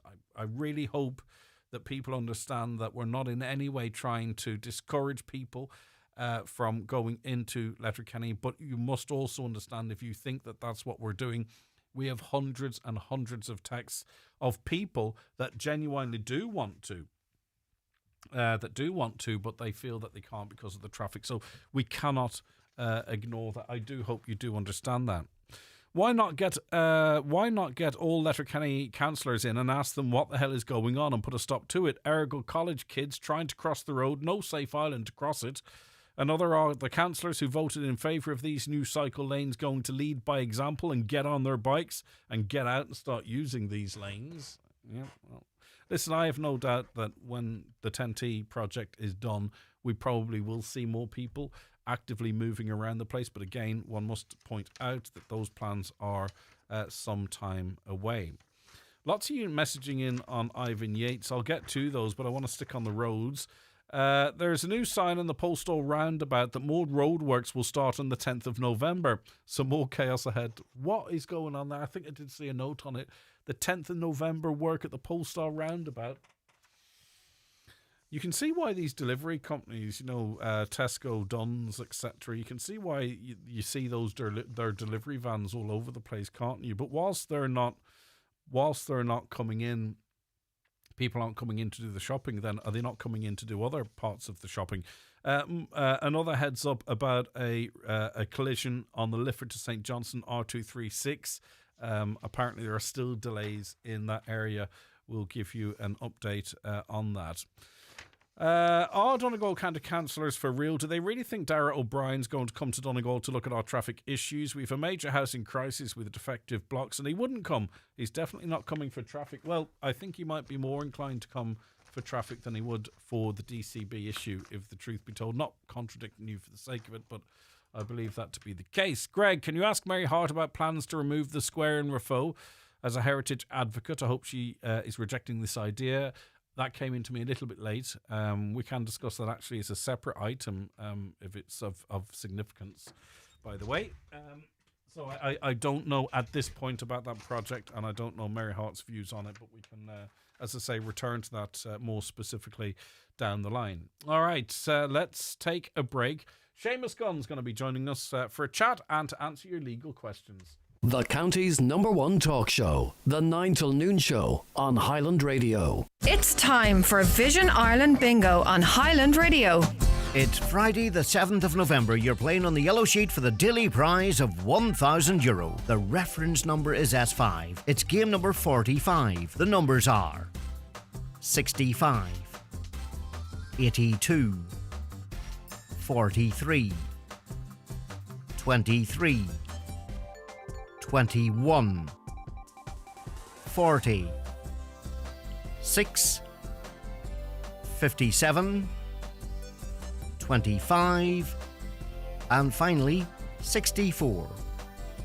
Phone your claim to 9104833 before midnight, leaving your name, contact number and the name of the shop where you purchased your book, and we'll call you back the next working day. Get all your Vision Ireland bingo information at highlandradio.com. Get ready for an exciting day at Heron Auto Donegal Town. Join us Wednesday, November 12th from 9 a.m. to 9 p.m. for our open day. Check out all the latest Kia models, including the new Stonic and K4 petrol cars, EV4 and EV5 electric cars. Call in and have a chat with our friendly team about the Kia that's right for you. Heron Auto, Wednesday, November 12th from 9 to 9. Don't miss it.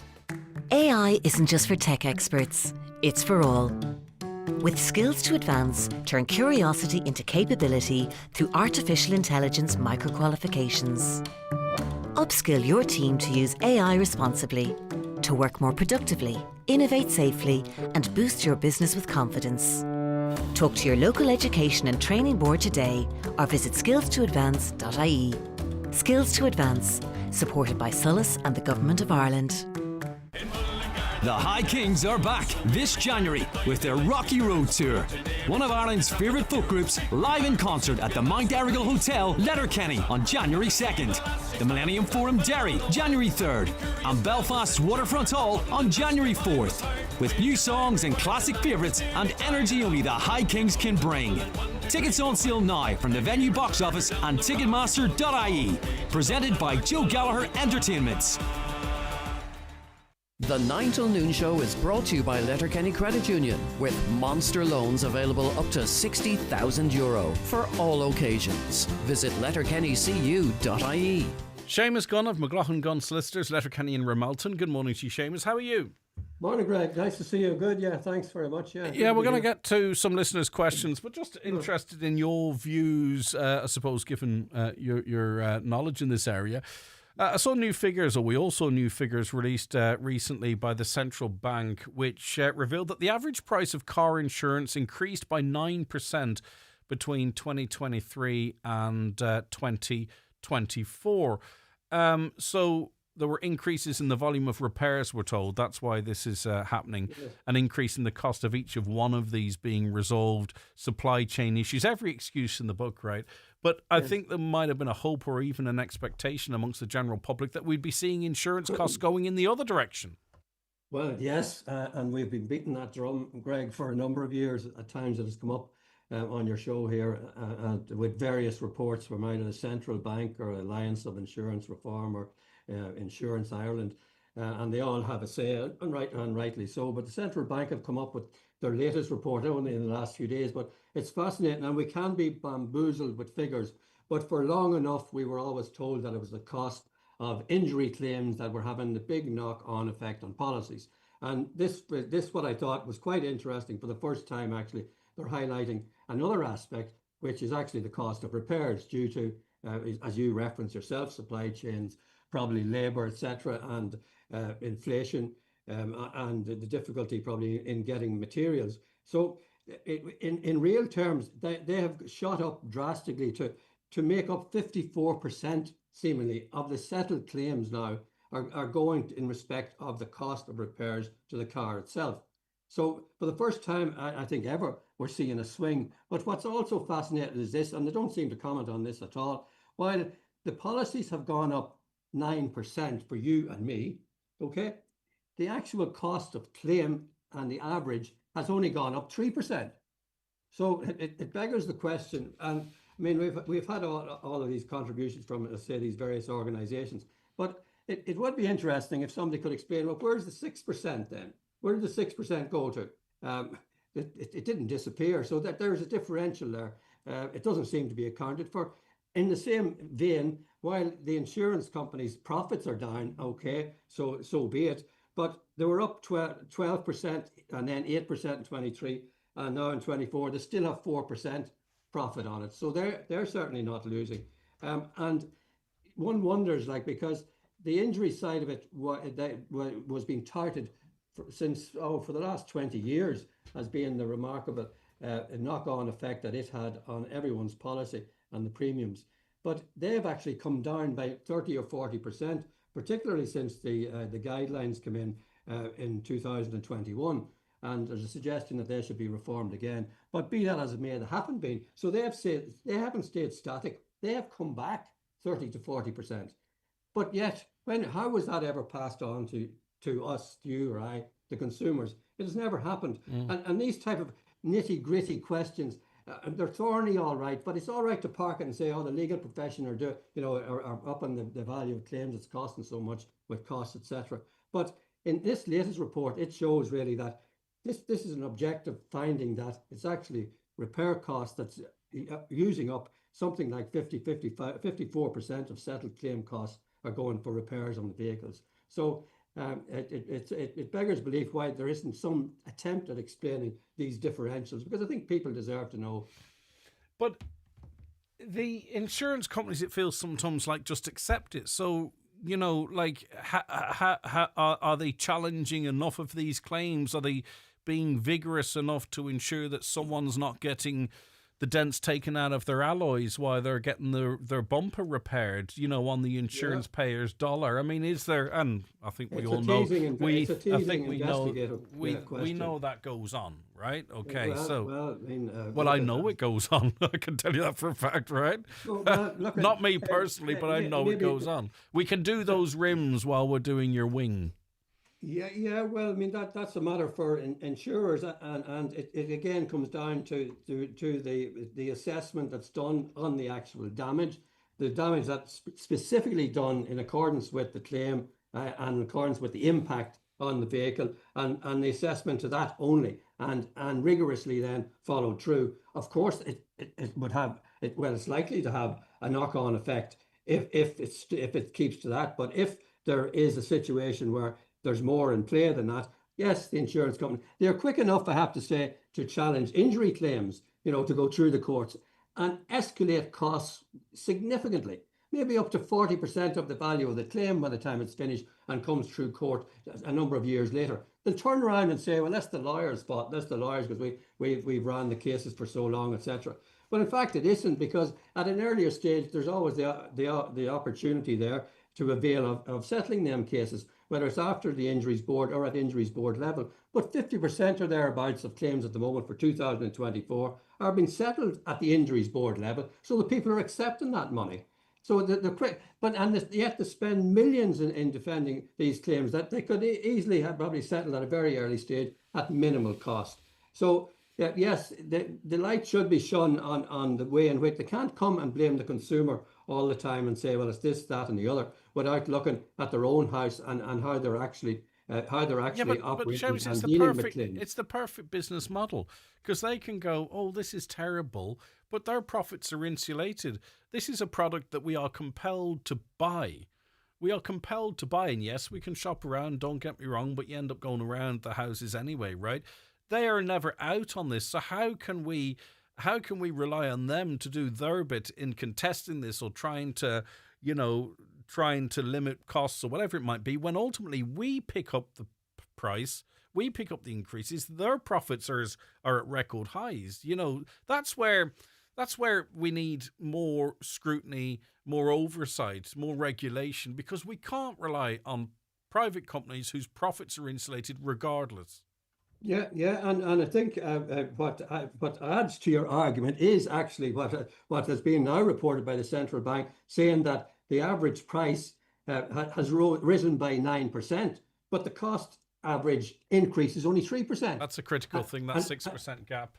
And they walk away with that. So, and there's no questions asked. Well, you're asking them today. Let's hope someone, some other people in influence also do. Seamus, stay there. Quick break. Back with questions. The 9 till noon show with Letterkenny Credit Union, now offering mortgages from €40,000 to €600,000 with no hidden fees or transaction charges. Letterkenny Credit Union, 9102127. Highland Motors' Dacia 261 sales event is on until this Saturday the 8th. There's great finance offers from 0%, free service plans, and a €250 voucher for every Dacia customer who places an order during the event weekend. So come along and see the full Dacia range this weekend at Highland Motors, Mountaintop, Letterkenny. T's and C's apply. Finance offers are subject to lending criteria. See dacia.ie. There's 20% off selected Lego this Christmas at Dunnes Stores, including online exclusives like the Dark Falcon, now $143.99, or the Red Bull Orbi 20 and the Ferrari SF24, now $183.99 each. Plus, save even more on Lego with your vouchers. Pre-order these online exclusive sets at dunstoresgrocery.com today. Make Christmas for everyone at Dunnes Stores. Terms and conditions apply. Vouchers can be used on next grocery shop. When it's gone, it's gone. This week's new Wigging at Home Store and More. All Christmas tree lights are all half price. Save €30 on 1,000 LED cluster lights and save an amazing €50 on 2,000 LED cluster lights. Let our half-price Christmas tree lights add a Christmas twinkle to your home. But better hurry, because when all our half-price Christmas tree lights are gone, they're gone. Drop by your local Home Store and More. Visit us online at homestoreandmore.ie. Home Store and More. A happy home. If you've been affected by suicide, visit hugg.ie for information and support. Hug, hope and healing after suicide. This Christmas, embark on a magical journey to the wild Arctic. Meet Arctic foxes, snowy owls, reindeer, and me, Santa. I have a special gift for every child. Hop aboard Ireland's first virtual reality sleigh ride and travel around the world with me. Afterwards, make gingerbread with Mrs. Claus. To book your adventure, visit wildireland.org. Right, we're in the company of Seamus Gunn of McLaughlin Gun Solicitors, Letterkenny and Ramelton, to some of your legal questions now. Seamus, my father has been approached by a relative to sell an old derelict property which my father owns. The property has been valued at circa €80,000, but he's happy to sell this at a much reduced figure so that it remains within the family and is restored. It's not about the money for him. But can he agree to a reduced price, or are there implications with the higher valuation? Also, are there tax implications in his 80s, or he's in his 80s, residing alone in his family home with the state pension as his only income? Thank you. Yeah, it's a good question, Greg. It's interesting. It covers a few different features, and I would say that by way of qualification, we're not tax advisors. We don't propose to be or set ourselves out as being so. If there's a tax implication arising, one should always seek an expert in the line. But there are certain guidelines, of course, which we were happy to give. Interesting in that, of course, the gentleman's quite entitled to dispose of his property as he sees fit, and at whatever price he sees fit. Now, he does mention a relative. Doesn't say how close the relative is, but just for the sake of teasing it out, if say it was a relative like a brother or sister or nephew or niece or so in that relationship, sibling or nephew or niece, they have a tax threshold of around €40,000 now. That's the threshold that they can take by way of a gift or an inheritance without paying any tax on it. So the point that arises here is that they have said in the question that it's valued at 80,000. So if they say purchase it and there's a differential and they purchase it for say 40,000, well, the real value that's passing is 80. So there could be an element of a gift in that for them of 40k, and that's way above their threshold. So we want to be careful on that. And on the flip side of that, in relation to the gentleman himself, again, a little bit of planning may be needed, because in the eyes of the revenue, it's my understanding that that'll be considered a disposal on his part, and therefore he's disposing of a property which is actually valued at 80,000, even though he's selling it at 40. I would park that. So from a point of view of the tax implications, if that's at 80,000, well then they could look and say, well, there's a gain there from the time that he got it. It will be indexed up to a certain figure, but the multiplier will be minimal. So he could be left in a situation where on paper he has actually made a gain, and therefore it could give rise to a CGT liability. So I would certainly say you just want to be cautious and have a little bit of forward planning, or get some tax advice on it. In relation to his pension, it's means tested. The Department of Social Protection, you're allowed, I think, to have a certain sum, that's up to of around 20,000 there, that wouldn't have an impact. But thereafter, if you have a large sum of money, you have to declare it, and then there'll be some income attributable to it, and that could reduce his pension somewhat.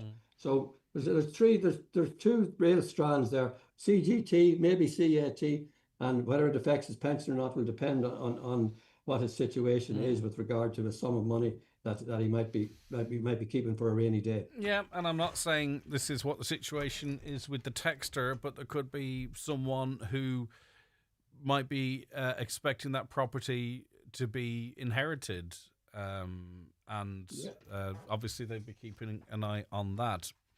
Yes, that can happen. Yeah.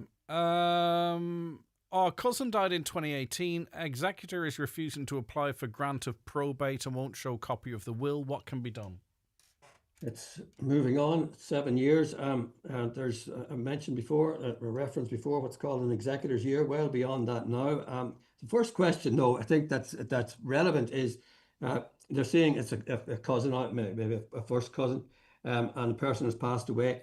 They don't say that they have an interest in the will, or that they've been left anything, or that they know. So if they have no interest in the estate, as in not being a beneficiary, well, it's so be it. If it's just that they want to know something about a will, well, they might have to wait until a grant of probate issues becomes a document of public record. So they would really want to clarify that as to what their interest or what their expectation is in this situation. If one is a beneficiary in a will and a lapse of time such as that has passed, well, then you would be looking to get active. You'd have to consult with your lawyers and maybe think about some form of a probate act in the probate court, issuing a citation and having the will brought into court in order to be proved, to force the executor to move, or else to remove the executor and have somebody else step in, which may then be the residuary legatee, the person who's left the residue. I've been married for 16 years. I've worked all around Ireland and England. My wife and I are still married, but we aren't actually together. She wants half of what I have. When she needed money, she had access to my bank card. I paid for everything. We had a wedding worth €30,000, which I paid for. I paid a lump sum to own my own house. My wife never worked a day in her life. My house is paid off with my money. She wants half the house. Is she entitled to half of the house even though she never financially contributed? These situations and these circumstances also arise and quite often. And there's no hard and fast answer to that. If it's jointly owned, it will be assumed to be equally shared and the mortgage is paid off.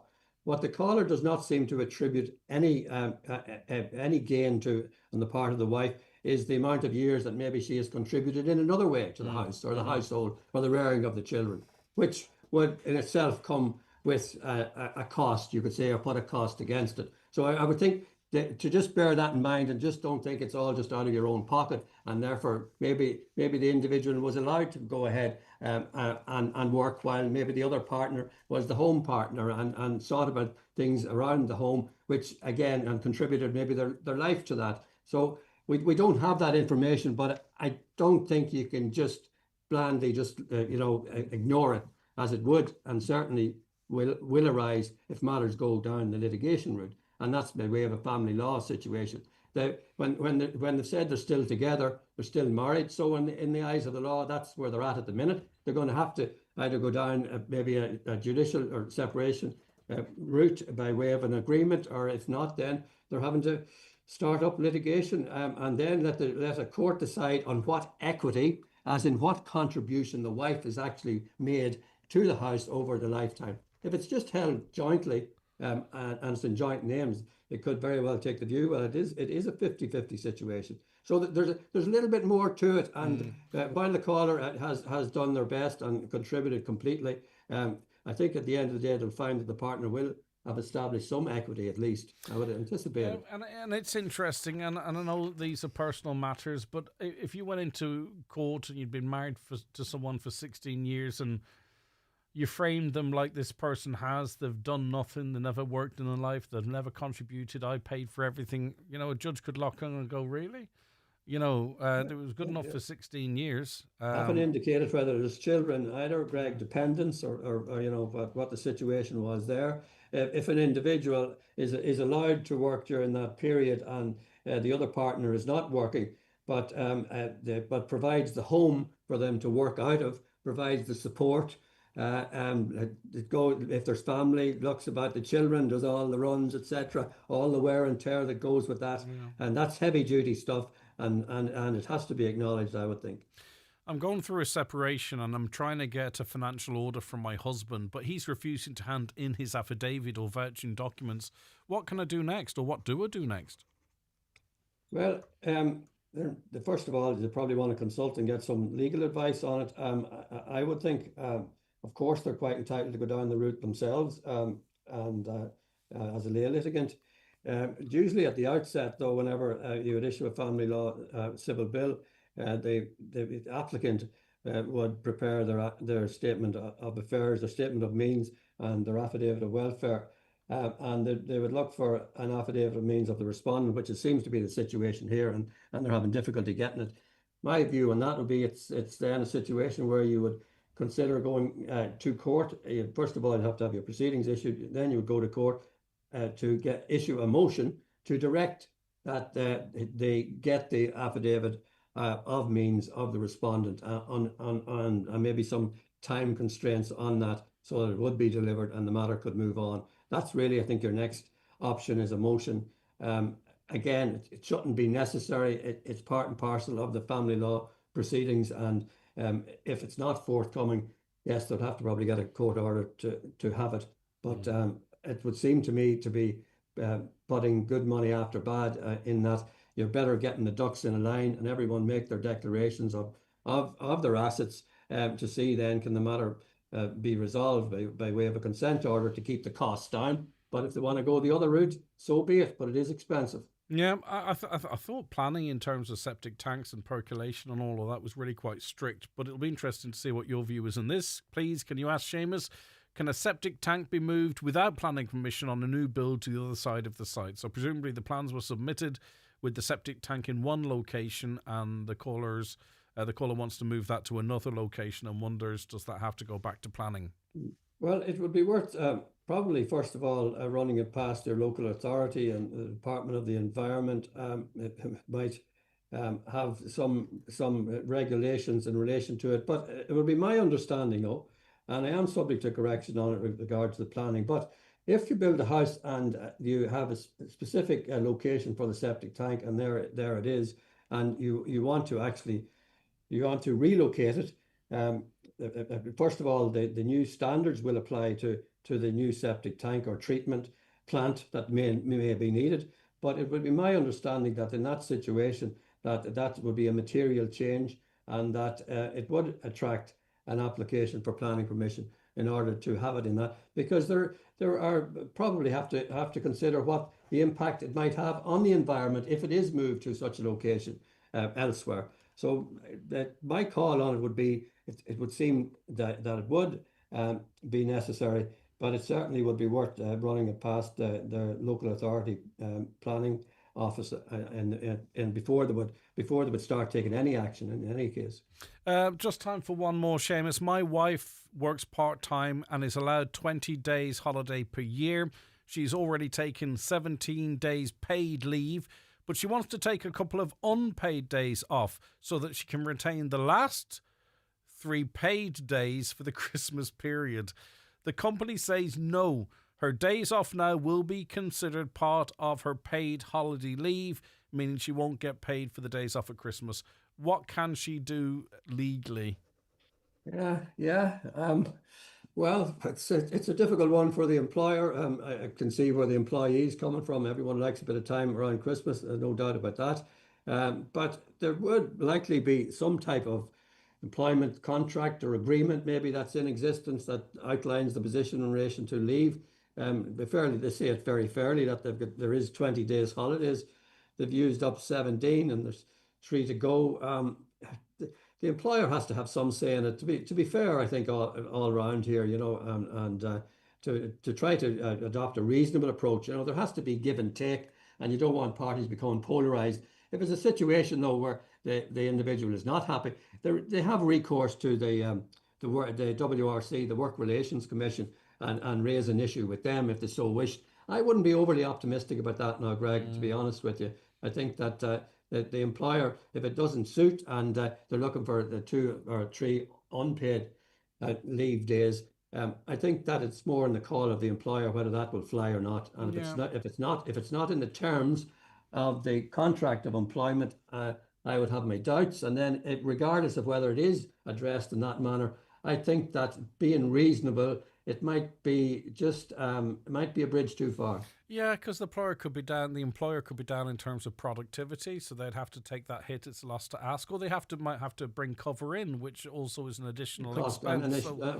Very likely have to bring cover in. Depends on what it is. If it's manufacturing or something like that, and you have a person down, you might of course bring cover in, and then it's a cost of 2-3 days for them, regardless. So that's why there is arrangements. That's why people have contracts of employment, and if they're getting their 20 days, it's different if they weren't getting that or something. I think you'd have far more to go on, but just wouldn't be overly optimistic. And also, 20 days working part-time feels above statutory too, because I've noted that. Right. Yes. Okay. Yes. Right.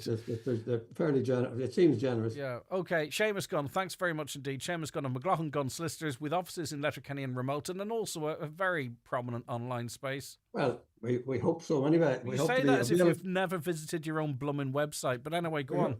Yeah, well, somebody has to visit it sometime, I suppose. But anyway, DonegalSolicitor.ie or gun.ie. Keep it simple, Greg. All right, lovely to see you again. Bye-bye. Seamus Gunn there. The 9 till Noon Show is brought to you by Letterkenny Credit Union. Seasonal loans now available for Christmas. Apply online or via our app today and get your loan transferred directly to your current account. Why leave the magic moments and great scenes you've captured sitting on your phone when you can have them printed at McGee's Chemist? Using McGee's website or one of their in-store kiosks, you just upload your photos, select the ones you want, and have them printed instantly within an hour, or use the 24-hour service. 35mm and film from disposable cameras also printed, and old photos can be digitally restored. Hold your memories in your hand with McGee's Chemist, Letterkenny. The Ready Set Ford 261 sales event is on this November. Discover incredible savings across our Ford Pro commercial vehicle range. From our electrified plug-in hybrids like the Ranger and Transit Custom to productive vans like the Transit, Courier and Connect. With up to €6,650 of savings towards your new 261, there's never been a better time to drive a new Ford. Visit Ford.ie or your local Ford dealer by 30th of November. Ready, Set, Ford. T's and C's apply. See Ford.ie for details. Tesco Club Card gives you the power to more. We're rolling out our incredible can't-miss offers every week on Christmas favourites in-store and online. Starting with €8 each on Jacob's biscuit tins like Afternoon Tea, Elite Chocolate Kimberley and Chocolate Mikado. Keep an eye out for our amazing can't-miss offers each week this Christmas season. Get more from your shop with your Tesco Club Card or app. Helping feed your Christmas spirit. Tesco. Every little helps. Available in most stores. Prices vary and express quotas will apply. At Hidden Hearing, we believe you should keep hearing it all. Keep dancing. Keep celebrating. Keep laughing. Keep being you. Call 1-800-370-000 or go to hiddenhearing.ie and book a free hearing test today. Hidden Hearing. Your hearing is our expertise. Highland Radio weather updates with McElhenney's. Discover Christmas gift ideas for everyone on your list, from trending beauty to memorable Secret Santa gifts. Visit us in Ballybuffet to explore our extensive range of gifts or shop online at mcelhenneys.com today. Right, so dull today with patches of drizzle and mist starting out. A more persistent band of rain will arrive into the region by late morning, persisting into the evening hours. Highest temperatures of 12 to 14 degrees in moderate south-east winds. We're joined on the programme now by Minister for Education and Youth, Helen McEntee. Good morning, Minister. Thanks so much for your time. Good morning, Greg. Hi. Now, we've seen the launch this week of a huge survey, and certainly the biggest, I would imagine, in this area. It's going to be open to hundreds of thousands of households with children up to the age of 12. What are you looking for from parents and guardians in terms of their opinions in this space? Well, look, really the objective of this survey is to try and get a very clear understanding of what type of school provision parents want for their children. So I think most people will know that the curriculum that is taught is the same no matter what school you're in, but there are other types of decisions that parents often make. So there are three very simple questions, and it's a very simple, very straightforward survey that doesn't take long for people to do. The first question is, do you want your child or your children to attend a school that is same-sex or co-educational, so that has boys and girls? Do you want your child or children to attend a school where they are taught through the medium of English or Irish? And then the third question is, do you want your child to attend a school that is denominational or multi-denominational, so that has a religious ethos or a non-religious ethos? And what we're doing here, and you mentioned at the outset that this is the largest survey, so we've done surveys in the past, but we've been much more narrow, I suppose, in our approach. We've maybe identified certain areas, and it's been on a much smaller scale. This survey is for every single parent or guardian of a child that's currently in primary school, that will be attending primary school, and then the survey is also going to be open to teachers, the members of staff in our primary schools, and the boards of management. So I want to understand what is the demand out there from parents, and how do we plan appropriately for the future?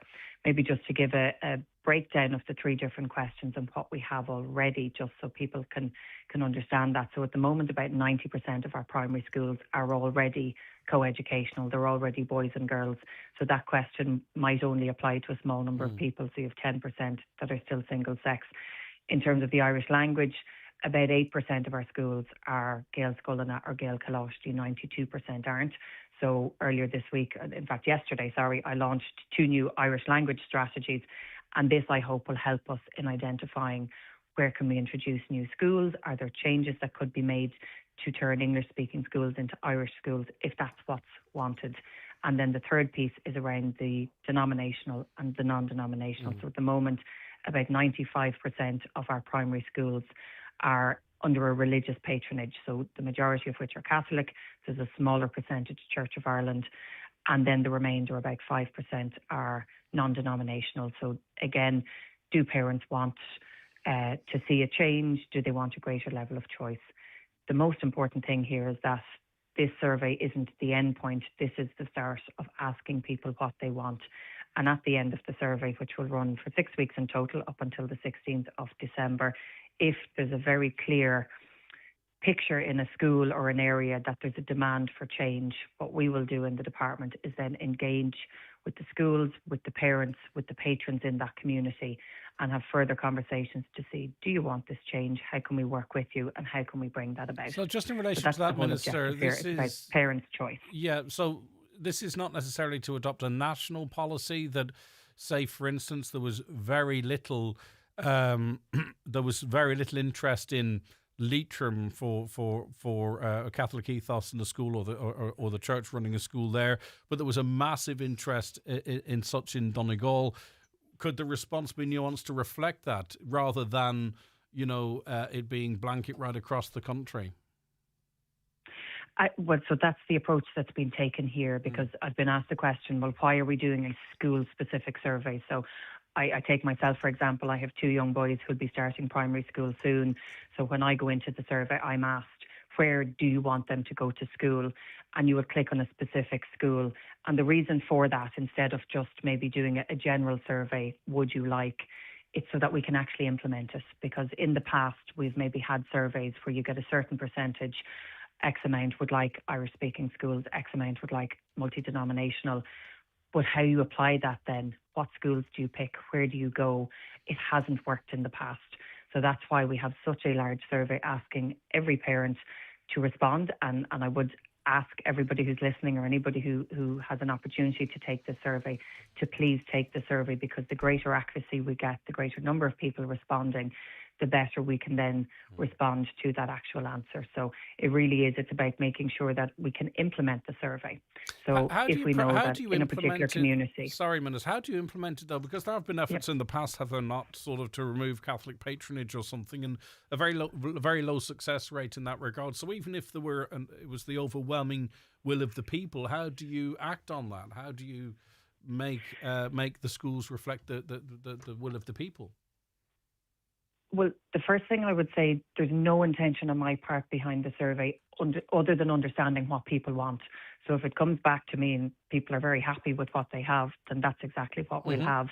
If there is a clear demand for change, what I'd say in that is we've learned. So in the past, where there have been attempts, when people have asked for change, to actually bring about that change, I'm not sure we've done it in the best way. So, we've brought together and put together a better structure around facilitating the community. So this is about going into the community, providing facilitators to sit down and engage with the parents, the patrons, and to see what they want to happen.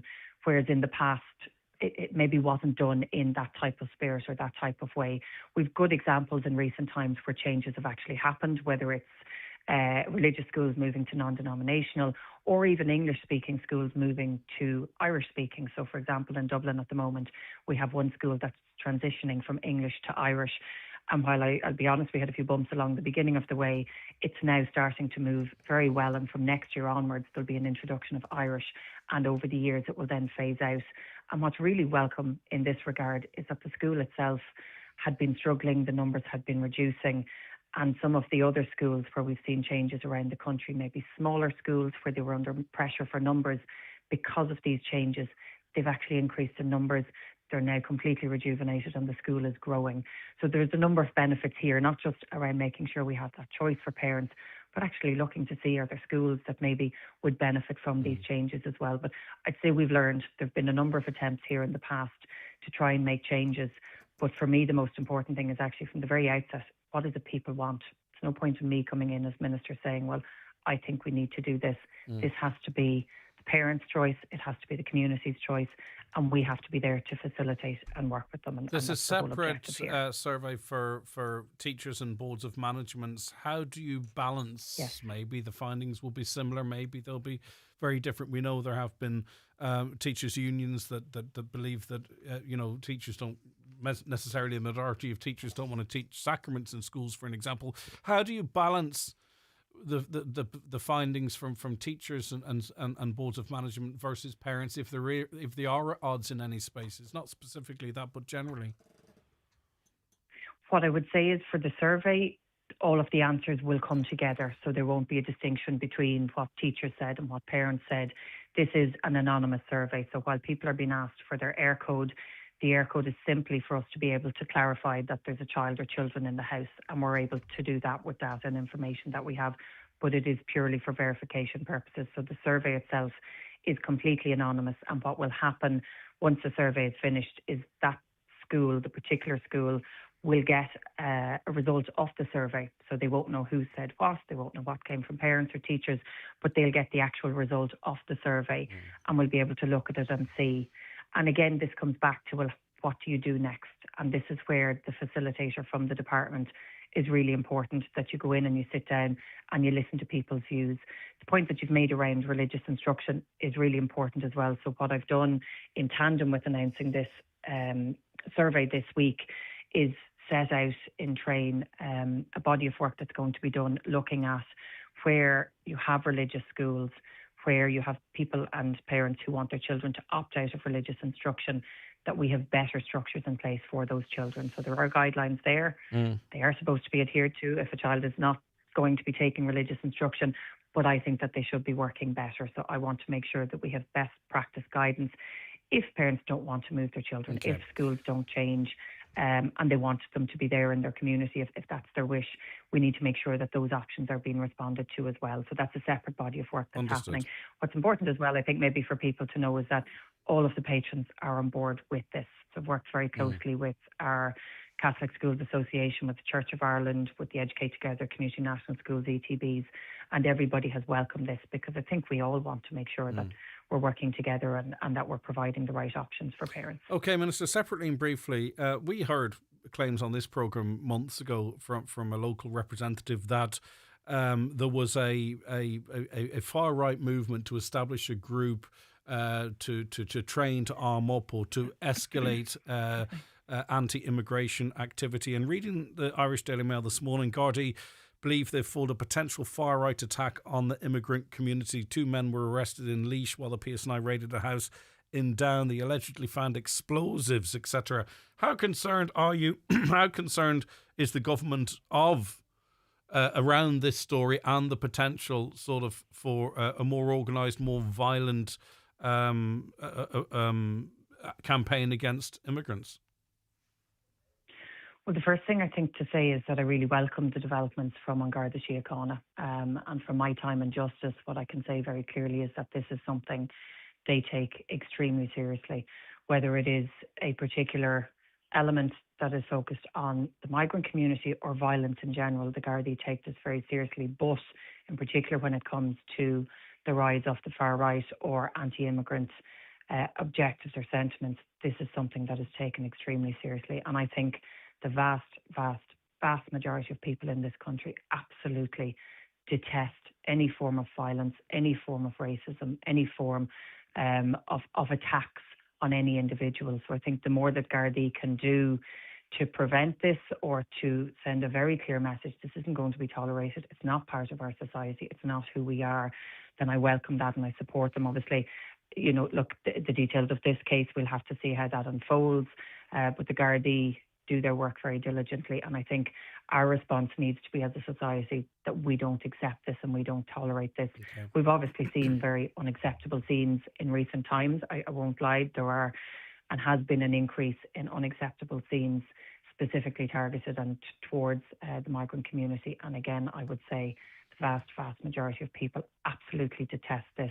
And we all need to stand collectively together with each other and pushing back on There is some accusations against government parties, not least Simon Harris, that some of the change in language use is almost contributing, or could be seen as contributing to that. We've heard opposition parties pulling up the likes of Simon Harris on some of his language recently. Do you accept that criticism? I don't, because I work with Simon closely, and I think he can't have been any clearer, not just recently, but in his actions in recent times. Simon absolutely detests any form of violence, any form of aggression, but in particular any form of racism against people who come and live and work in this country and contribute to our society, or people who are here, who are fleeing the most appalling of circumstances. But I think at the same time, it's okay for us to have conversations more broadly around migration, what it is, how it happens, what systems we have in our country, how we make sure our rules are adhered to. And we have to have those conversations. They're a normal part of what we do, but that doesn't in any way say that what's happening or what has happened is acceptable. Okay. And we need to be very clear and work together and stand together and make sure that people are protected. I'm not too far from Drogheda, where obviously we had absolutely appalling attacks. And I'm very pleased to see that Gardaí have very quickly made progress, because any type of behaviour like this needs to be stamped out immediately. OK, Minister for Education and Youth, Helen McEntee, thank you very much for joining us this morning.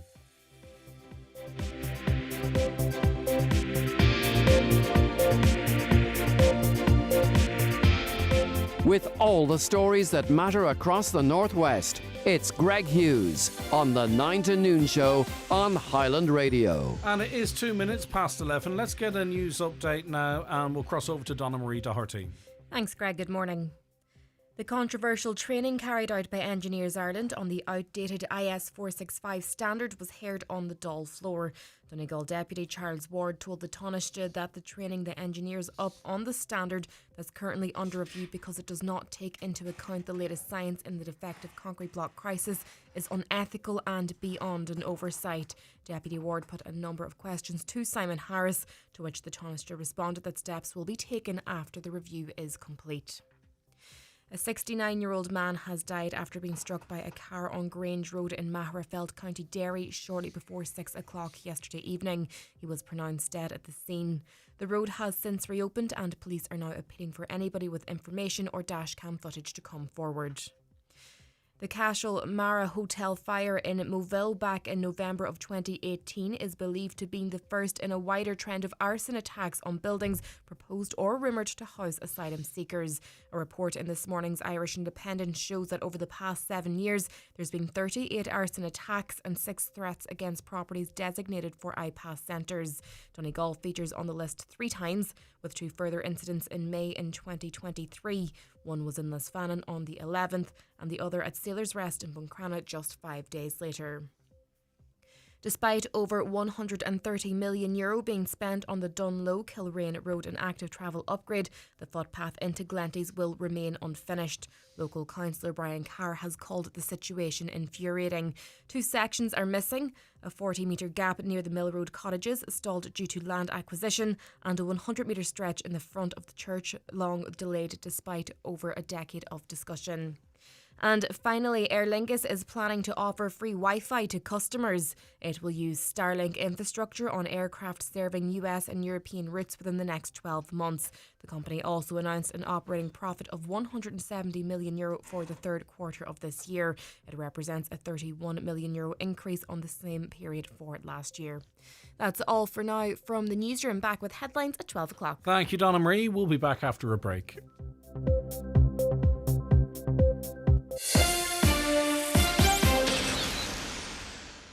The 9 till noon show is brought to you by Letterkenny Credit Union, offering low-rate car loans with fast approval. Apply online at letterkennycu.ie or in office today.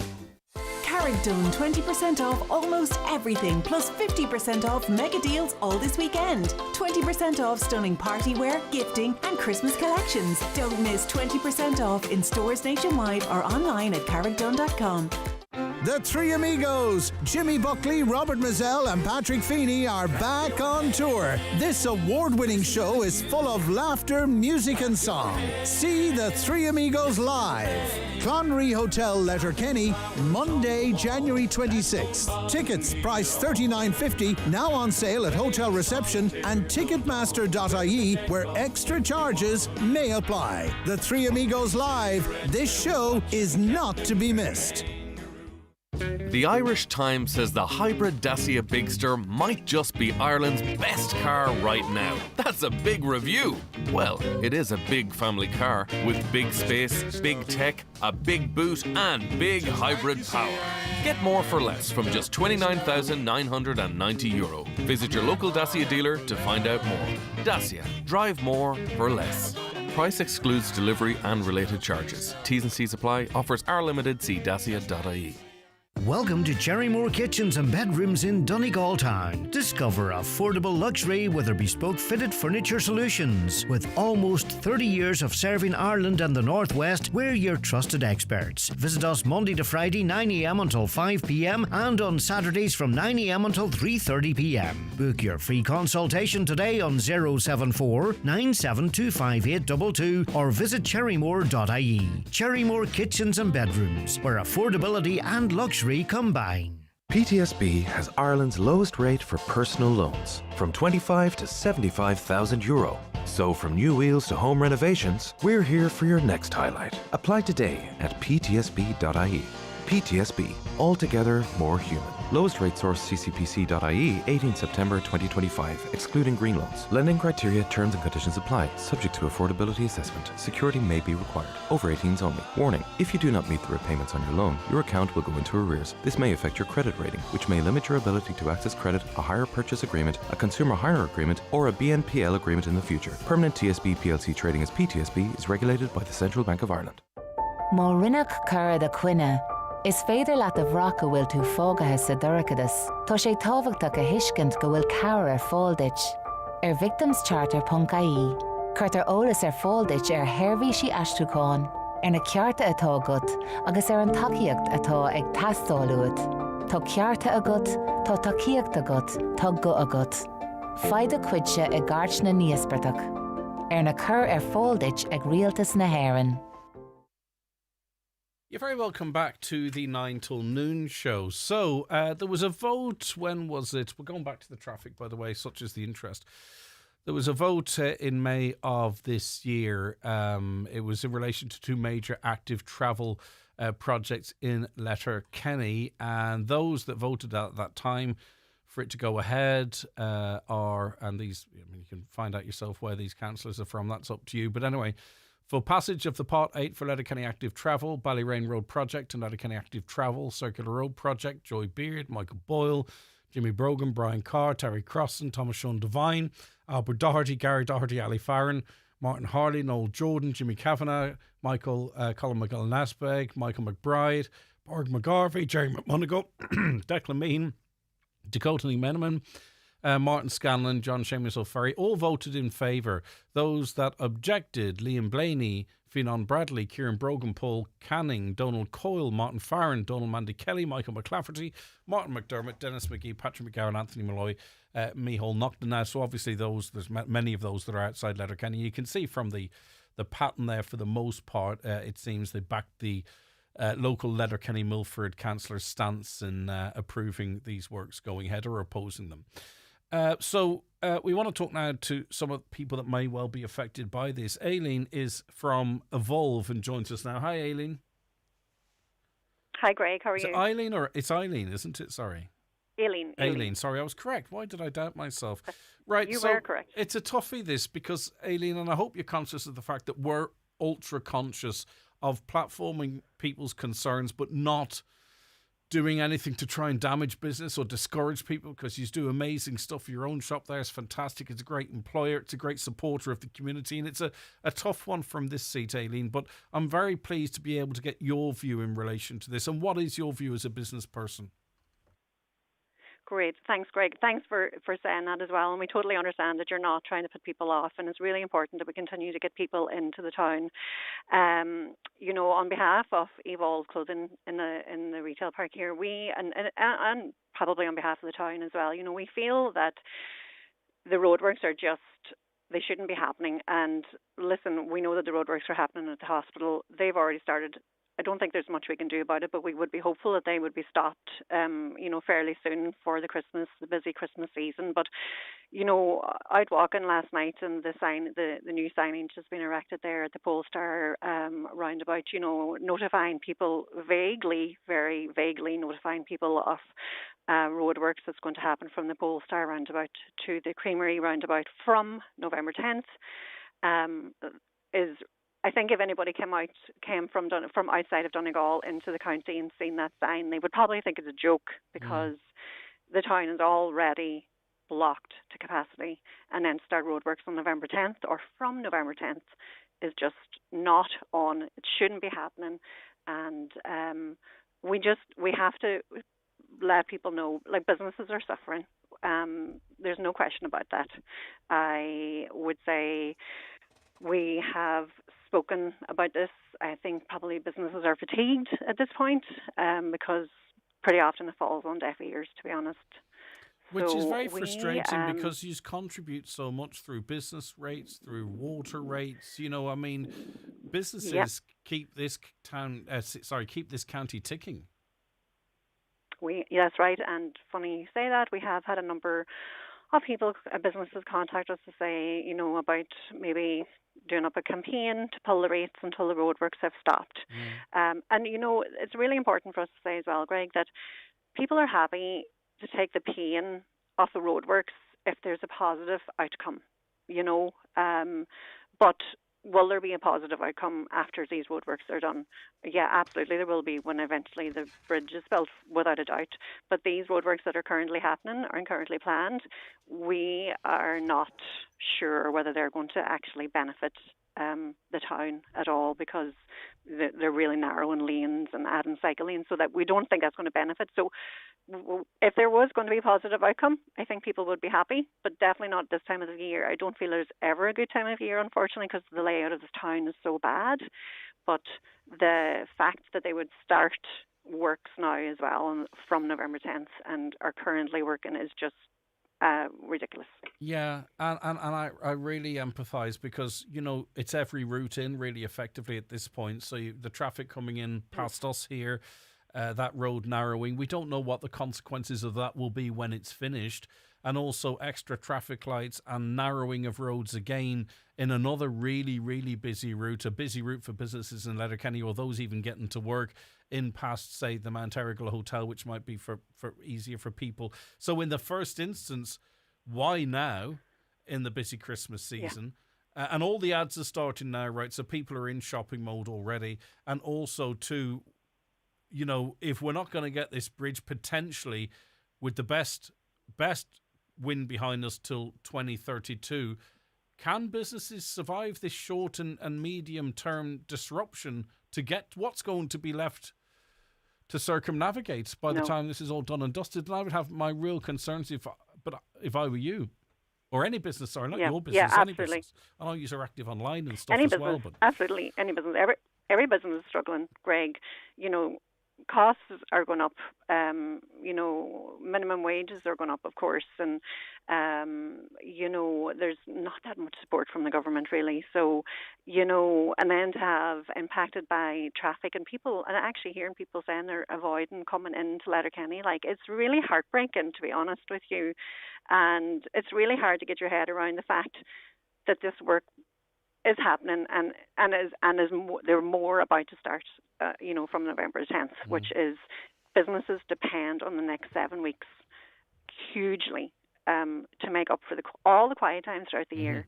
So I don't know why they don't get that. We don't understand why they don't understand that. What I don't understand either is that Letterkenny-based councillors, and in fairness, it was I'm apolitical, right? But it was Fianna Fáil. In fairness, they said, let's defer this. And then there's this argument that, well, you use it or lose it. This is only like €4.5 million, right? So if we lose it, okay, we lose it. Let's wait a few years, get the relief road sorted, and then I'm sure there'll be another tranche of funding that we could introduce to. But I mean, most people listening to this show want bus lanes. They don't want cycle lanes and pedestrian lanes. They want, right, say we get a town bus. How is it going to get in to evolve up to the mountaintop, down and around, if it's going to be caught up in these extra narrow roads to facilitate cyclists? I don't know how many people come into Evolve with a basket on the front of the bike, Aileen, and buy the brilliant stuff that you sell, and then head back on the bike to cycle to Creasler. Yeah. Absolutely. I mean, of course, we all know the answer to that. Yeah. But, you know, Letterkenny is a hilly terrain as well. We're not really built for cyclists, to be honest. We're not a lovely city in Europe where we have, you know, decent weather. We have a very wet climate. We have a hilly terrain. You know, I don't know where this came out of, that we, you know, put this money into cycle lanes, whatever. And I'm not, like, I understand, you know, there's a certain level of safety to it. Absolutely get that. But this is not benefiting the town. And I feel we go around in circles every year. There's something else happening. And only people that are really being hurt and damaged by it are all the businesses in the town, and also people trying to get to work and to school, and just there's added stress on everybody, and it's just not good. Yeah, just an interesting comment during the debate from Councillor Jay McMonigal. He said, with the same bloody roads that we had in the town of 5,500, we're now a town of 2,000 plus. We're trying to do this, put in place an active travel programme to encourage people to leave their cars and walk or cycle safely to work and school. See, those comments don't really talk about business. He said that the active travel plans have been 3.5 years in development, and that he believed there was no point in spending more money on further consultations. He urged members to think about the future of the town. And I get that. But it's the here and now. That's the problem we're dealing with. It's the here and now. And these plans might be great if the 10T goes ahead and takes the additional traffic out of Letterkenny that doesn't really need to be there, and then makes it more attractive a shopping destination because you can get around. But we have to think about the now and the 28, the 29, the 30, the 31, 32, and potentially beyond that. And I'm telling you, we know people aren't going to cycle or walk to businesses because that's not how we do it. Yeah. I totally get what he's saying. We're all for improvements in the town, no doubt about it. But, you know, as you say, getting there is going to be extremely difficult, and there may well be a lot of business that won't be able to survive as a result of the works that happen in the meantime. And the layout of the town is not able to deal with various roadworks happening all at the same time, because everything has a knock-on effect in the town. Right, okay. I think, I know it's a lot to ask of listeners, right? But what I will say is, from my experience, when you get into Letterkenny, you can move around relatively freely. There's good parking in different parts of the town. And these businesses, the likes of Aileen's business, it's a local, homegrown business that's employing and helping people pay their mortgages. If there's a sports team or a charity event, the likes of Evolve are always there to support them, as are the other businesses. And if it's an extra 15 or 20 minutes, maybe it's worth that little bit of extra time to ensure that these businesses are there on the other end of all of this. And I really can't emphasize that enough, Aileen, but at the same time having to sort of platform the frustrations that are out there. Thanks so much, because it was a voice I really needed to hear, the business voice, because I've kind of felt I've been trying to not speak on their behalf, but trying to cover all bases. So I'm really pleased. I wish it wasn't the case, but to hear from an actual business, and November 10th, it's hard to believe we're actually going at another route here. All right, okay. Yeah, absolutely. Listen, thanks so much, Greg. Thanks so much for your time. Okay, bye-bye. And get into Evolve and all the other businesses and support them if you can. The 9 till noon show with Letterkenny Credit Union. Simplify your debts with a debt consolidation loan from Letterkenny Credit Union. Call us on 074 910 2126 or apply online via our app or in office today. Give the gift of unforgettable moments this Christmas with a Century Complex gift card. Perfect for that entire day out. Think blockbuster movies, a delicious family meal, a round of indoor golf, and fun in the Northwest's largest indoor play area. One card, endless experiences at Century Complex. Get yours in store or online now. Call 07491 21976 or visit centurycinemas.ie. Join Connolly's in Letterkenny for Volkswagen's 75th birthday sales event this November 3rd till 8th. Celebrate a big birthday for Volkswagen with big savings for you on 261. Enjoy competitive finance and APR for a limited time only. Book a test drive with Connolly's Volkswagen Letterkenny sales team on Canal Road. Order your 261 at connolly's.ie. Terms and conditions apply. Volkswagen Financial Services Ireland Limited is regulated by the Central Bank of Ireland. TFI Local Link operates evening and weekend services throughout rural Ireland to help you stay connected 7 days a week. We know life doesn't just happen 9 to 5, so if you're commuting, shopping, visiting family, or going out in the evenings or on the weekends, let TFI Local Link take you there. Visit transportforireland.ie. If you're an employee aged 23 to 60, earn €20,000 or more, and don't already have a pension paid through payroll, you'll be automatically enrolled into My Future Fund, the new retirement savings scheme. This means, for pay dates from the 1st of January 2026, 1.5% of your pay will go to your new savings fund. Your employer will match your contribution, and the state will also contribute. For more details on what this means for you, visit gov.ie/AE. Brought to you by the Government of Ireland. Shop Homeland's mega deals now until November 21st. Save 25% off Dulux Easy Care, Final Mat and Soft Sheen 2.5 litre and 5 litre sizes. Jefferson 3 kilowatt petrol generator now €499, save €100. All this and more in store and online at homeland.ie. Highland Radio Time Checks brought to you by AirGrid, the operator and developer of Ireland's electricity grid. AirGrid, powering up communities, powering up Ireland. The time is... It's 11:21.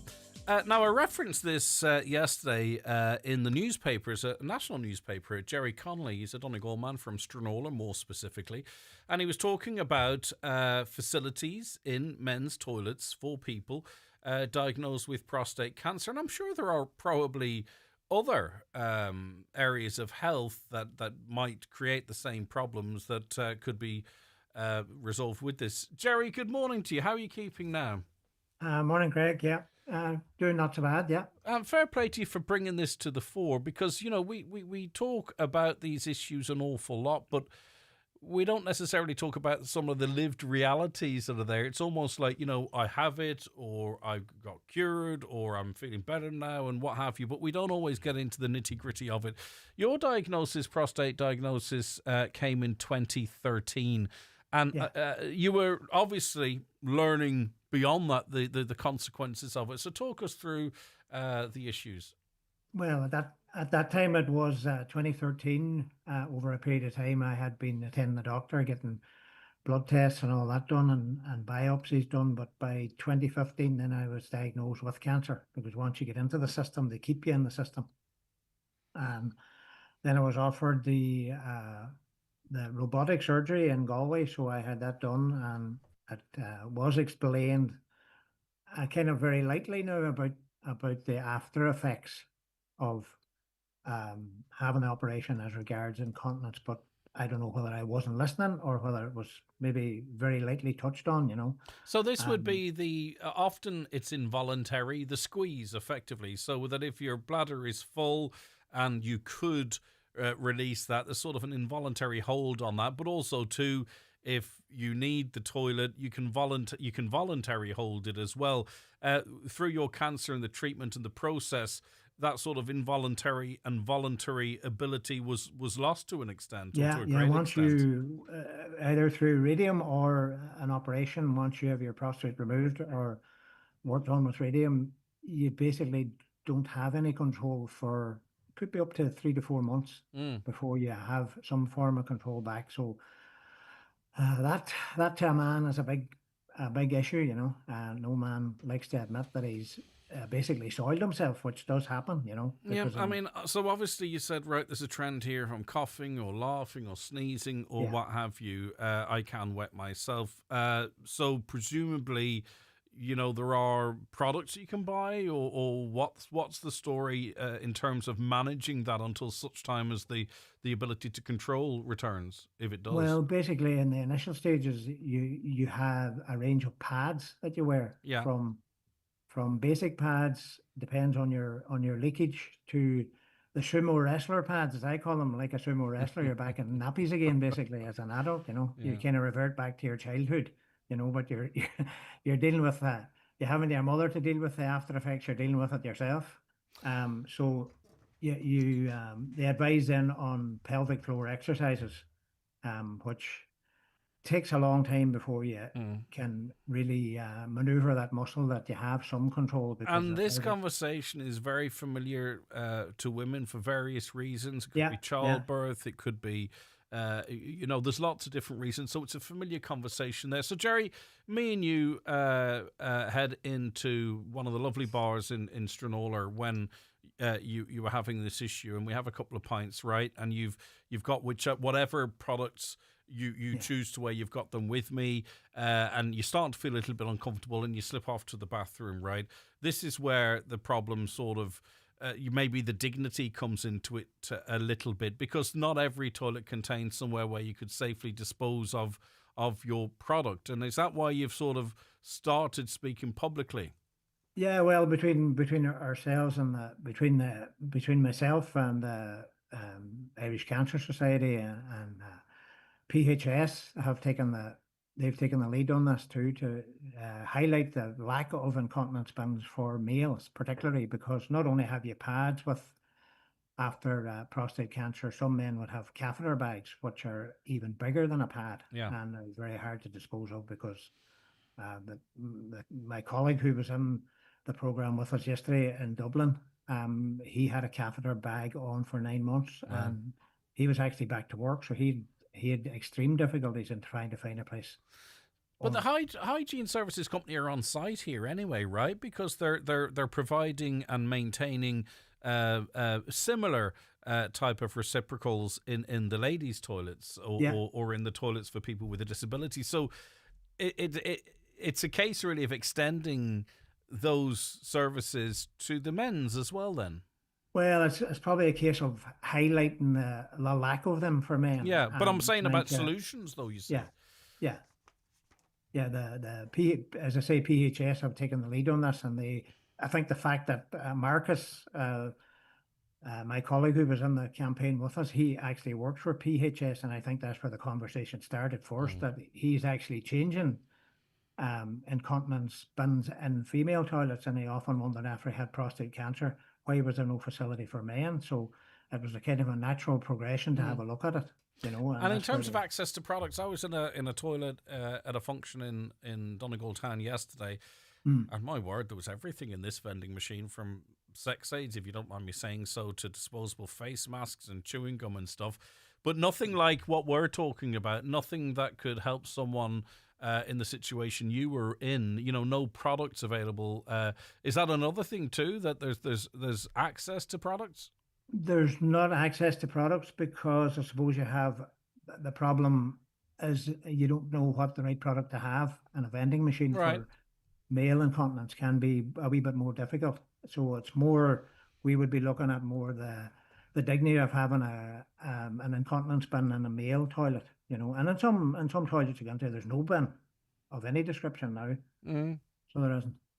Yeah, and even maybe, you know, there might be one beside the hand dryer, but maybe, you know, you want you would want Yes. one maybe in a more discreet place. I don't know where they are in women's toilets, to be honest with you. I'm going here for a bit of naivety, but I don't know if they're in the cubicles or in the general area. But anyway, a start would be a start if Yeah. one of these were put in place.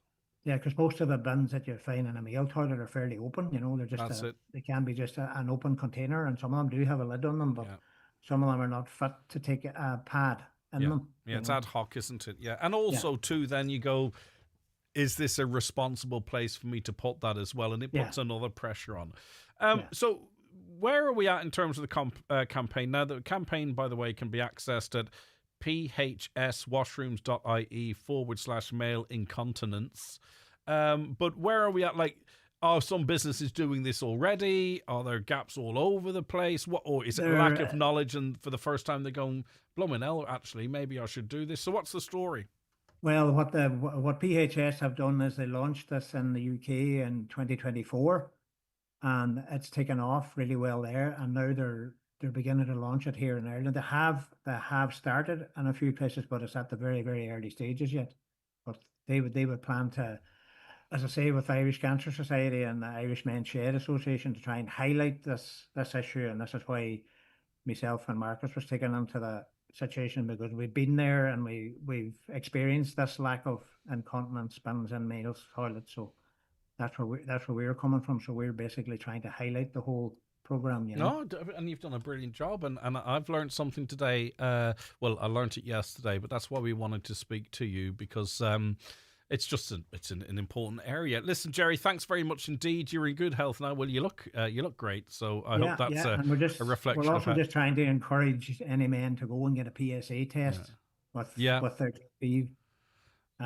For trying to catch cancer early on. And even that's not necessarily to identify a cancer you might have, but it gets a baseline, doesn't it? It does. It does. Listen, thanks so much. Look after well, yourself. Thanks, Greg. And with all the squat, you must have buns of steel too now as well, do you, with the pelvic floors exercises? All right, thanks very much indeed. Look after yourself. Bye bye. Okay. 086 60 25,000. Is that sort of more of an issue than maybe I was aware, or you listening today? Maybe you are a gentleman who goes, wow, okay, I was wondering when someone would step up to the plate and identify this as a problem for us. Okay. 086 60 25,000 is the WhatsApp and text number, as you would know, I hope. 07491 25,000. We're heading into the last half hour of this week's 9 till noon show.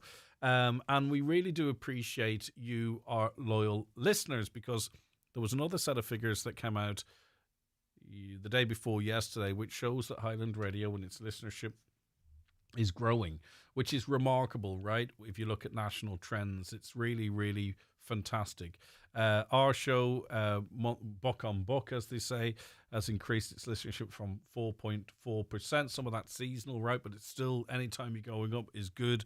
in the first hour of the show year on year, 9 to 10, has increased significantly, and it's either level or some fluctuations in the other hours. But suffice to say, for the absolute majority, either you're continuing to listen to us, or you've began listening to us on this program. I'm just speaking from this program at this time, and we really, really, genuinely appreciate it, because I'm sitting in here in this room on my own. I do have fantastic conversations like I just had with Jerry, but sometimes you wonder, right, are we hitting the right mark? Are we talking about the right things? Are we doing what we should be doing for you? Because if you're not listening, we're not here, right? So often it's talked about like what we do. It's not what we do for people, it's what people do for us and supporting us. And it's just right across the board as well too, from Lee in the morning, booking trends in attracting more listeners when nationally radio listenership is edging back on a daily basis. But here, 8 out of 10 of you who listen to radio are listening to Highland Radio every week. Isn't that remarkable? 8 out of 10.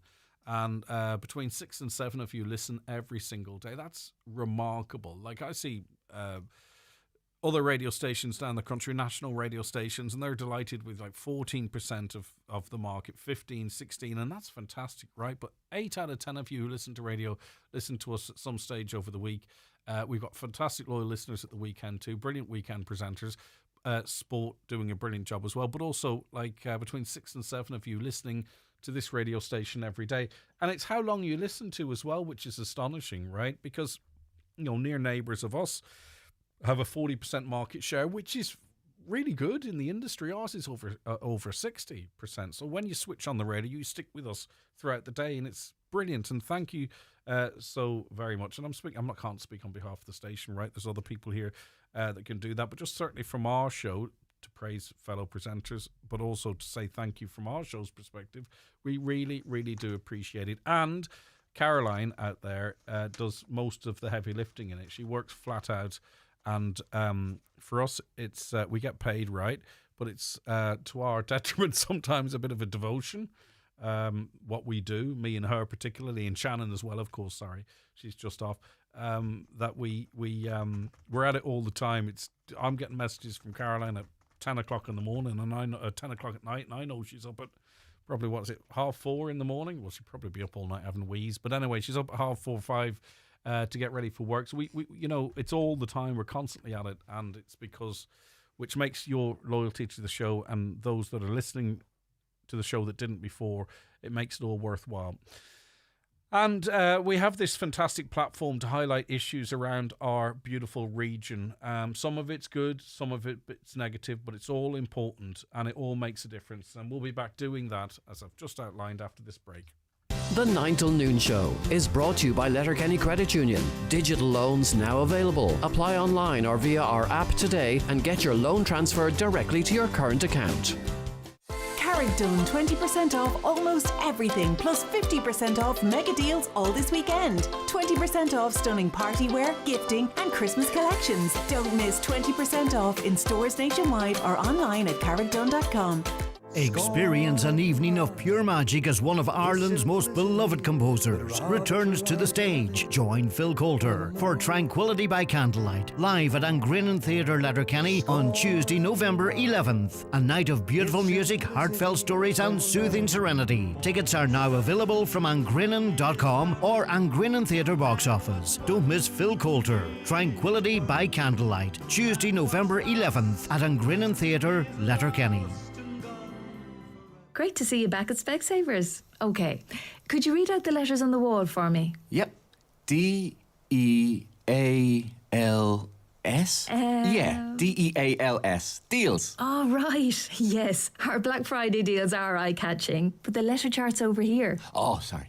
At Specsavers, we've got all sorts of unmissable Black Friday deals, like up to €70 off one pair of designer glasses. Offer ends on 7th of December 2025. Conditions apply. Ask in store for details.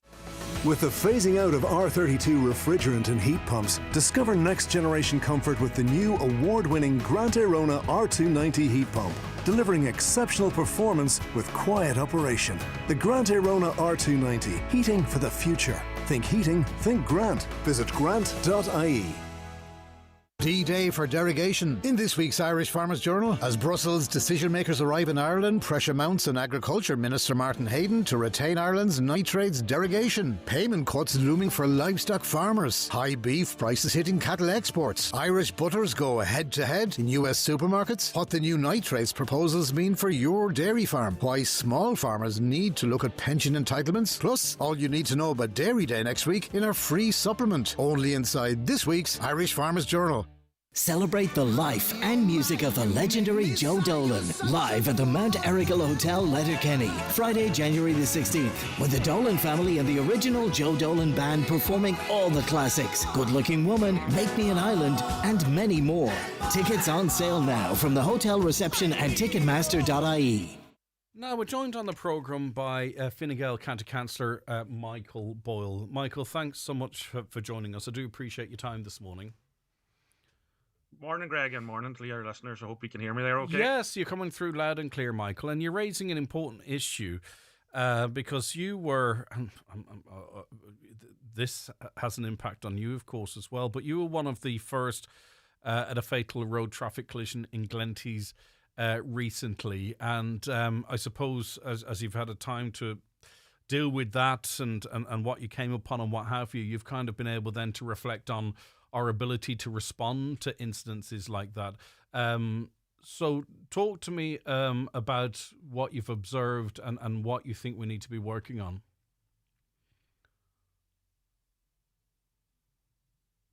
Hello, Michael. Can you hear me? Oh, I've lost Michael there. It was... we were doing all right. I'll bring Michael back in a second. 086 60 25,000, by the way, is just a reminder of the telephone number, or give us a call on 07491 25,000. Sorry, Michael, you dropped out there. Hopefully you're back with us. I'm back there, Greg, yeah. Yeah, so the question was effectively, following this situation, you've noticed some gaps that we probably need to fill. What have you observed? Yeah, well, just a bit of background. When I was elected back in April or co-opted on the Donegal County Council, the first group and I met was the Donegal, or the Road Victim Support Northern Ireland, Donegal, headed up by Marie Fury. I know Marie was on with you there. Mm-hmm. We met with myself and Senator Manus Boyle and Jennifer Karen McNeil, the Minister for Health, met with this group. And the harrowing stories they told us that day of social media, of how they found out their loved ones was tragically killed on the roads. It was mind-boggling. There wasn't a dry eye in the place. Not funny enough, but just that morning before the accident, I had been speaking to Marie Fury on this subject, and little did I know, about 2 or 3 hours later, that I was going to be one of the people that was going to come on a scene like this. So I have to praise the emergency services, the ambulance, fire brigades, all landed out very quick. And of course, the Guard did as well.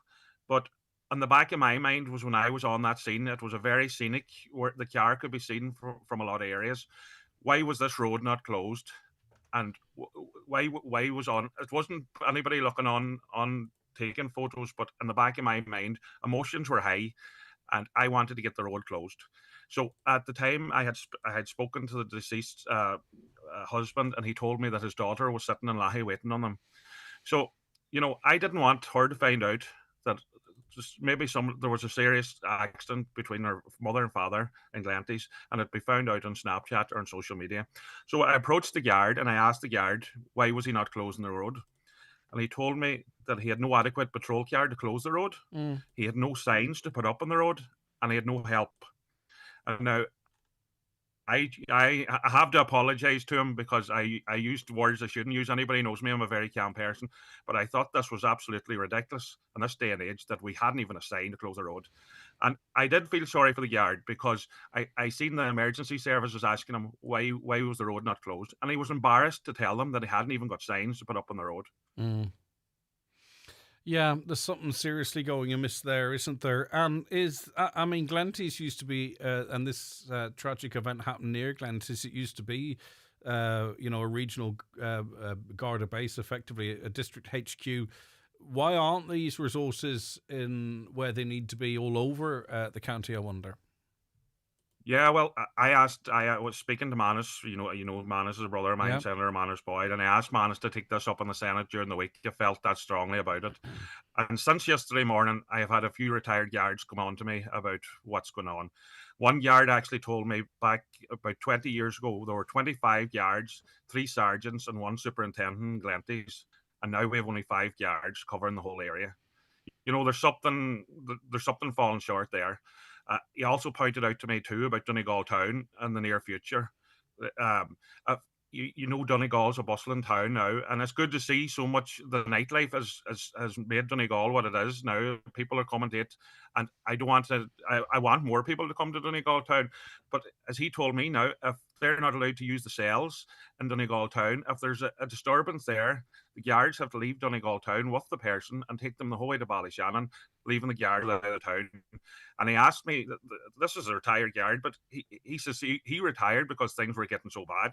So he is asking me to highlight these things. I think we talked about guards having to leave West Donegal to bring people into Letterkenny. I wonder, is that the case? Because if that is the case, I mean, look how it's stretching resources, especially in Donegal town, where you have a multi-million euro new development there. Can I ask, just to clarify your comments, Michael? We know the likes of the Road Victims Association, Donegal and Northern Ireland, and other representative groups have expressed concerns about people taking pictures of instances like this. Did you actually see people, because I missed it when you mentioned it, were you seeing sort of regular people taking pictures of this collision, or were you No, nobody was taking pictures, Greg. But it was in the back of my head when the emotions is high, because I have to commend especially 3 or 4 people came on the scene who knew first aid. I am ashamed to say I have no first aid, but people was there to help. But all I could think of in the back of my head was, I don't want these people's family to find out 100% over social media that this has happened. And that's why I feel so strongly about it.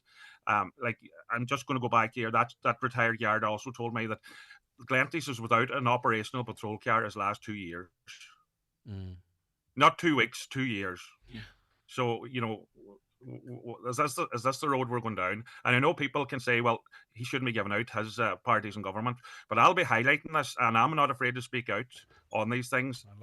There will be a letter going I know you're a member of Fine Gael, but you're also a Donegal man and of the community as well. And some issues, party politics, don't come into it. So I do respect that you're speaking as a citizen, and you know what, maybe you have some influence within that party to through the offices of your brother to get it mentioned in the Shannon, and who's to say where it might be picked up from there. So it's a very worthwhile topic, and we appreciate you coming on, Councillor, and chatting to us about it.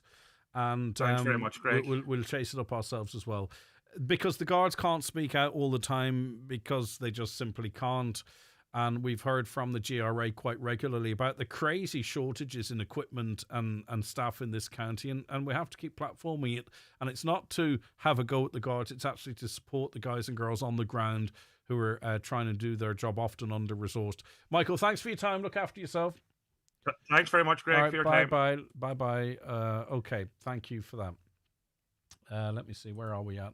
We are at 11:15. It's time to take a break. We'll be back with the weather. Donna Marie Doherty is going to be in, seeing what's happening on social media. What's trending, what's not trending. Maybe give us some conversational pieces to try and get our teenagers' faces out of their phones. Or annoy them. Do the 6-7. They hate it. They hate it when older people do 6-7, etc. So this is more about how I can annoy people in my life rather than relate to them. But anyway, we'll be back with Donna Marie Doherty, who's just about getting on the brink of being too old for this feature. We'll be back with Donna Marie after this break. The 9 till noon show is brought to you by Letterkenny Credit Union, with monster loans available up to €60,000 for all occasions. Visit letterkennycu.ie. Here, would you look at Eco Enda? He's only after going and getting himself one of the new Skoda EVs. First he went vegan, then he got solar panels, now this. I'm sure he'd buy anything as long as he can get a grand for it. Must be from that county beside Monaghan. The new fully electric Skoda range. The kind of cars that get the neighbours talking. But only if you're quick. Check availability at skoda.ie. Skoda. Let's explore. Skoda. Your local Skoda dealer is DMG Motors, Clar Road, Donegal Town. Telephone 074 9721396. What difference can changing your home heating make? Well, if you switch from oil to Keller gas, it's a bigger difference than you think. Because every new Keller customer gets a blend of our renewable gas, BioLPG. Works like regular gas but with lower emissions. So now every cosy night in and instant hot shower is that bit cleaner, greener and more sustainable. Switch today and you'll also get a free boiler. Terms and conditions apply. Learn more at calorgas.ie. Keller, the energy that connects us. So, what's your favourite tool? For some it's their hammer, passed down from their dad with just the right balance, or that new go-to impact driver. Here's a tool that's sure to become your new favourite, the new Screwfix app. Download today to browse, check stock, get exclusive offers and quicker collection when you check in the app. The new Screwfix app, your new favourite tool. The countdown is on. Just 4 weeks to go until the big Highland Bingo Party hits the Villa Rose Bala Buffet on Saturday 29th of November. It's bingo with festive chaos, big tunes, cocktails and €1,000 in cash prizes. Tickets are selling fast. Get yours now on Eventbrite or highlandradio.com. Highland Radio weather updates with McElhenney's. Discover Christmas gift ideas for everyone on your list, from trending beauty to memorable Secret Santa gifts. Visit us in Ballybuffet to explore our extensive range of gifts or shop online at mcelhenneys.com today. Okay, let's have a look at the weather forecast. Dull on Friday, which is today, with patches of drizzle and mist starting out. They're starting to clear now. But unfortunately, a more persistent band of rain will arrive into the region. And it'll persist into the evening hours. Temperatures today 12 to 14 degrees. Okay. VMM podcast. Thanks for your message. Incredible numbers. Greg deserved such an important platform for the people. And I feel like I'm almost obliged to say you also have a very good platform. And check out the lads on VMM podcast. There's a lot of people doing great stuff actually in Donegal. You can call them influencers or whatever the phraseology might be, but they're using platforms to promote the county and to promote services and stuff. V&M are amongst that. It's hard to start something off and keep it going, and they've done a brilliant job. Huge numbers. I was looking at some of the interactions on TikTok, really quite sickening in a good way for them. And there are others as well doing great stuff. So we're all part of the same ecosystem, right? Donna Marie Doherty is tripling up on her duties today. Good morning to you. How are you getting on? What's going on? Not much. I thought you were very down with the kids there because of something sickening for like a Gen Alpha. It is just the best thing ever. What is? If the term's sickening, like, oh, that's sickening. As Oh, in right, it is. is It's it? Okay. so cool. So that I'm it makes you ill. actually young and relative without even yeah, knowing it. absolutely. Derek was on to say, could you please play a request or even just say break a leg to Donna Marie Doherty for her performance today and over the weekend, and hope she'll be back on the air on Monday. This is you, right? So you're in a show, right? Yes, The Ripple Effect. We're away to Monaghan this afternoon, Kilchima, which is in Mayo tomorrow. Yeah. And we're back in Letterkenny on Sunday. Is this a competition circuit or what? Okay. Yeah, it is. So the top three, your top three results, generally speaking, are taken. So we're in the open section, and the top 6 open plays will get put through to the All-Ireland, but there's very stiff competition. Oh, exciting. So. And you did get, obviously the place in one, you got a personal recognition recently, didn't you? Yes, I got an award for supporting actress, which was nice. It's my first one. I have it up on the mantelpiece. Very pleased with it. Yes, indeed. Enjoy that. Well done. Okay, Thanks. Good luck to you and all the team.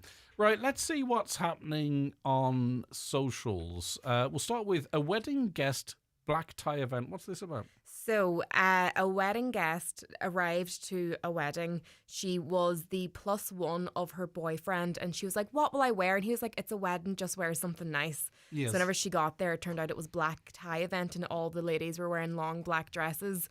And she was given figure skater. Is the only way. That's what one of the comments said. It's given figure skater. So there is a sent on a TikTok there. So if people want to get a look.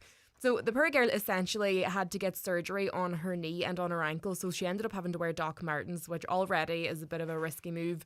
But she also wore tube socks with it. So like the white gym socks. To a wedding? To a wedding. Okay. And personally for me, I'm very funny with weddings. I thought her dress was a bit too light for my liking. The thing, I find black tie quite confusing, right? So for me, black tie would mean like black tie or dicky bow, tucks kind of a buzz, right? Yeah. But it's not. It doesn't always mean that. It doesn't So, always mean but black recently either. there was something on in a hotel, and it says black tie, and I says, well, I've got a nice light blue suit, nice tie. Yes, I know the one. Yeah. Well, no, I've got more than one. Don't make it. I've only got one. So I went to this event, right? I only have one. I went to this event and walked in, and apparently it was very literally black tie, and I was the only person not in a black tie. Oh, it was so cringe. How did you feel? I just made it look like I had a tan or bad blood pressure. I was just so red, and I wasn't able to have a drink either, so I had to endure it in reality. Suffer through it. So this woman, then she went and she made a TikTok in it looked like a laundry room or something, being like, I'm so embarrassed. I asked him, he didn't give me the right advisory on what to wear. Why do men always get blamed? Well, this is the thing. Some people are saying it is his fault. Other people are saying, should you not have just checked the invitation?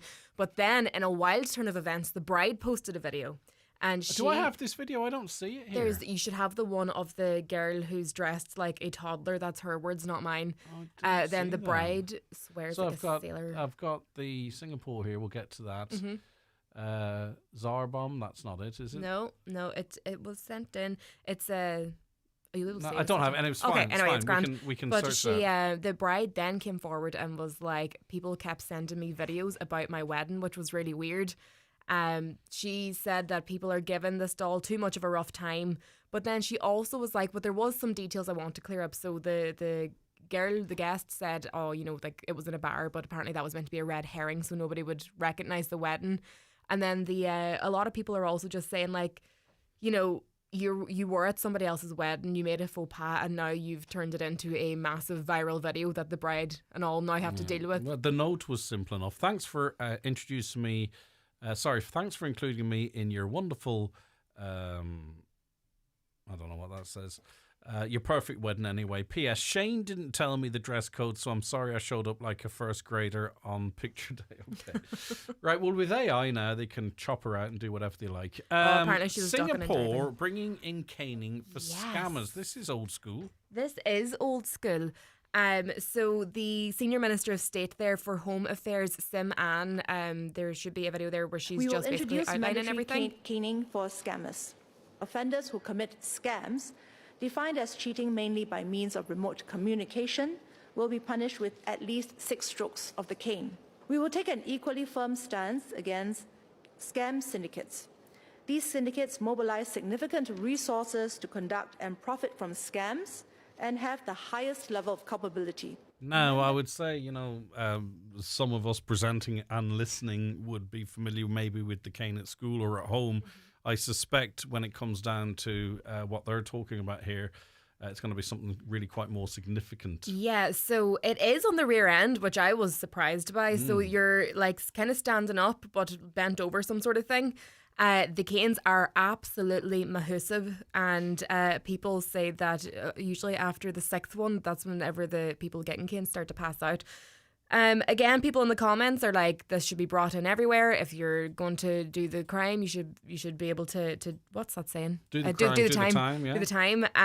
But it's the noise of it. Was looking at some training videos. The noise of it was videos. All right. Okay. Right. Moving on. It's not a sentence I thought I'd ever read. Muff versus North Korea. What's this about? Oh, Greg, I'm going to paint you a picture. We were having a Chinese for my friend's birthday, and we had a few bottles of Corona. And I had to do 3 takes at my phone whenever I saw this video came up.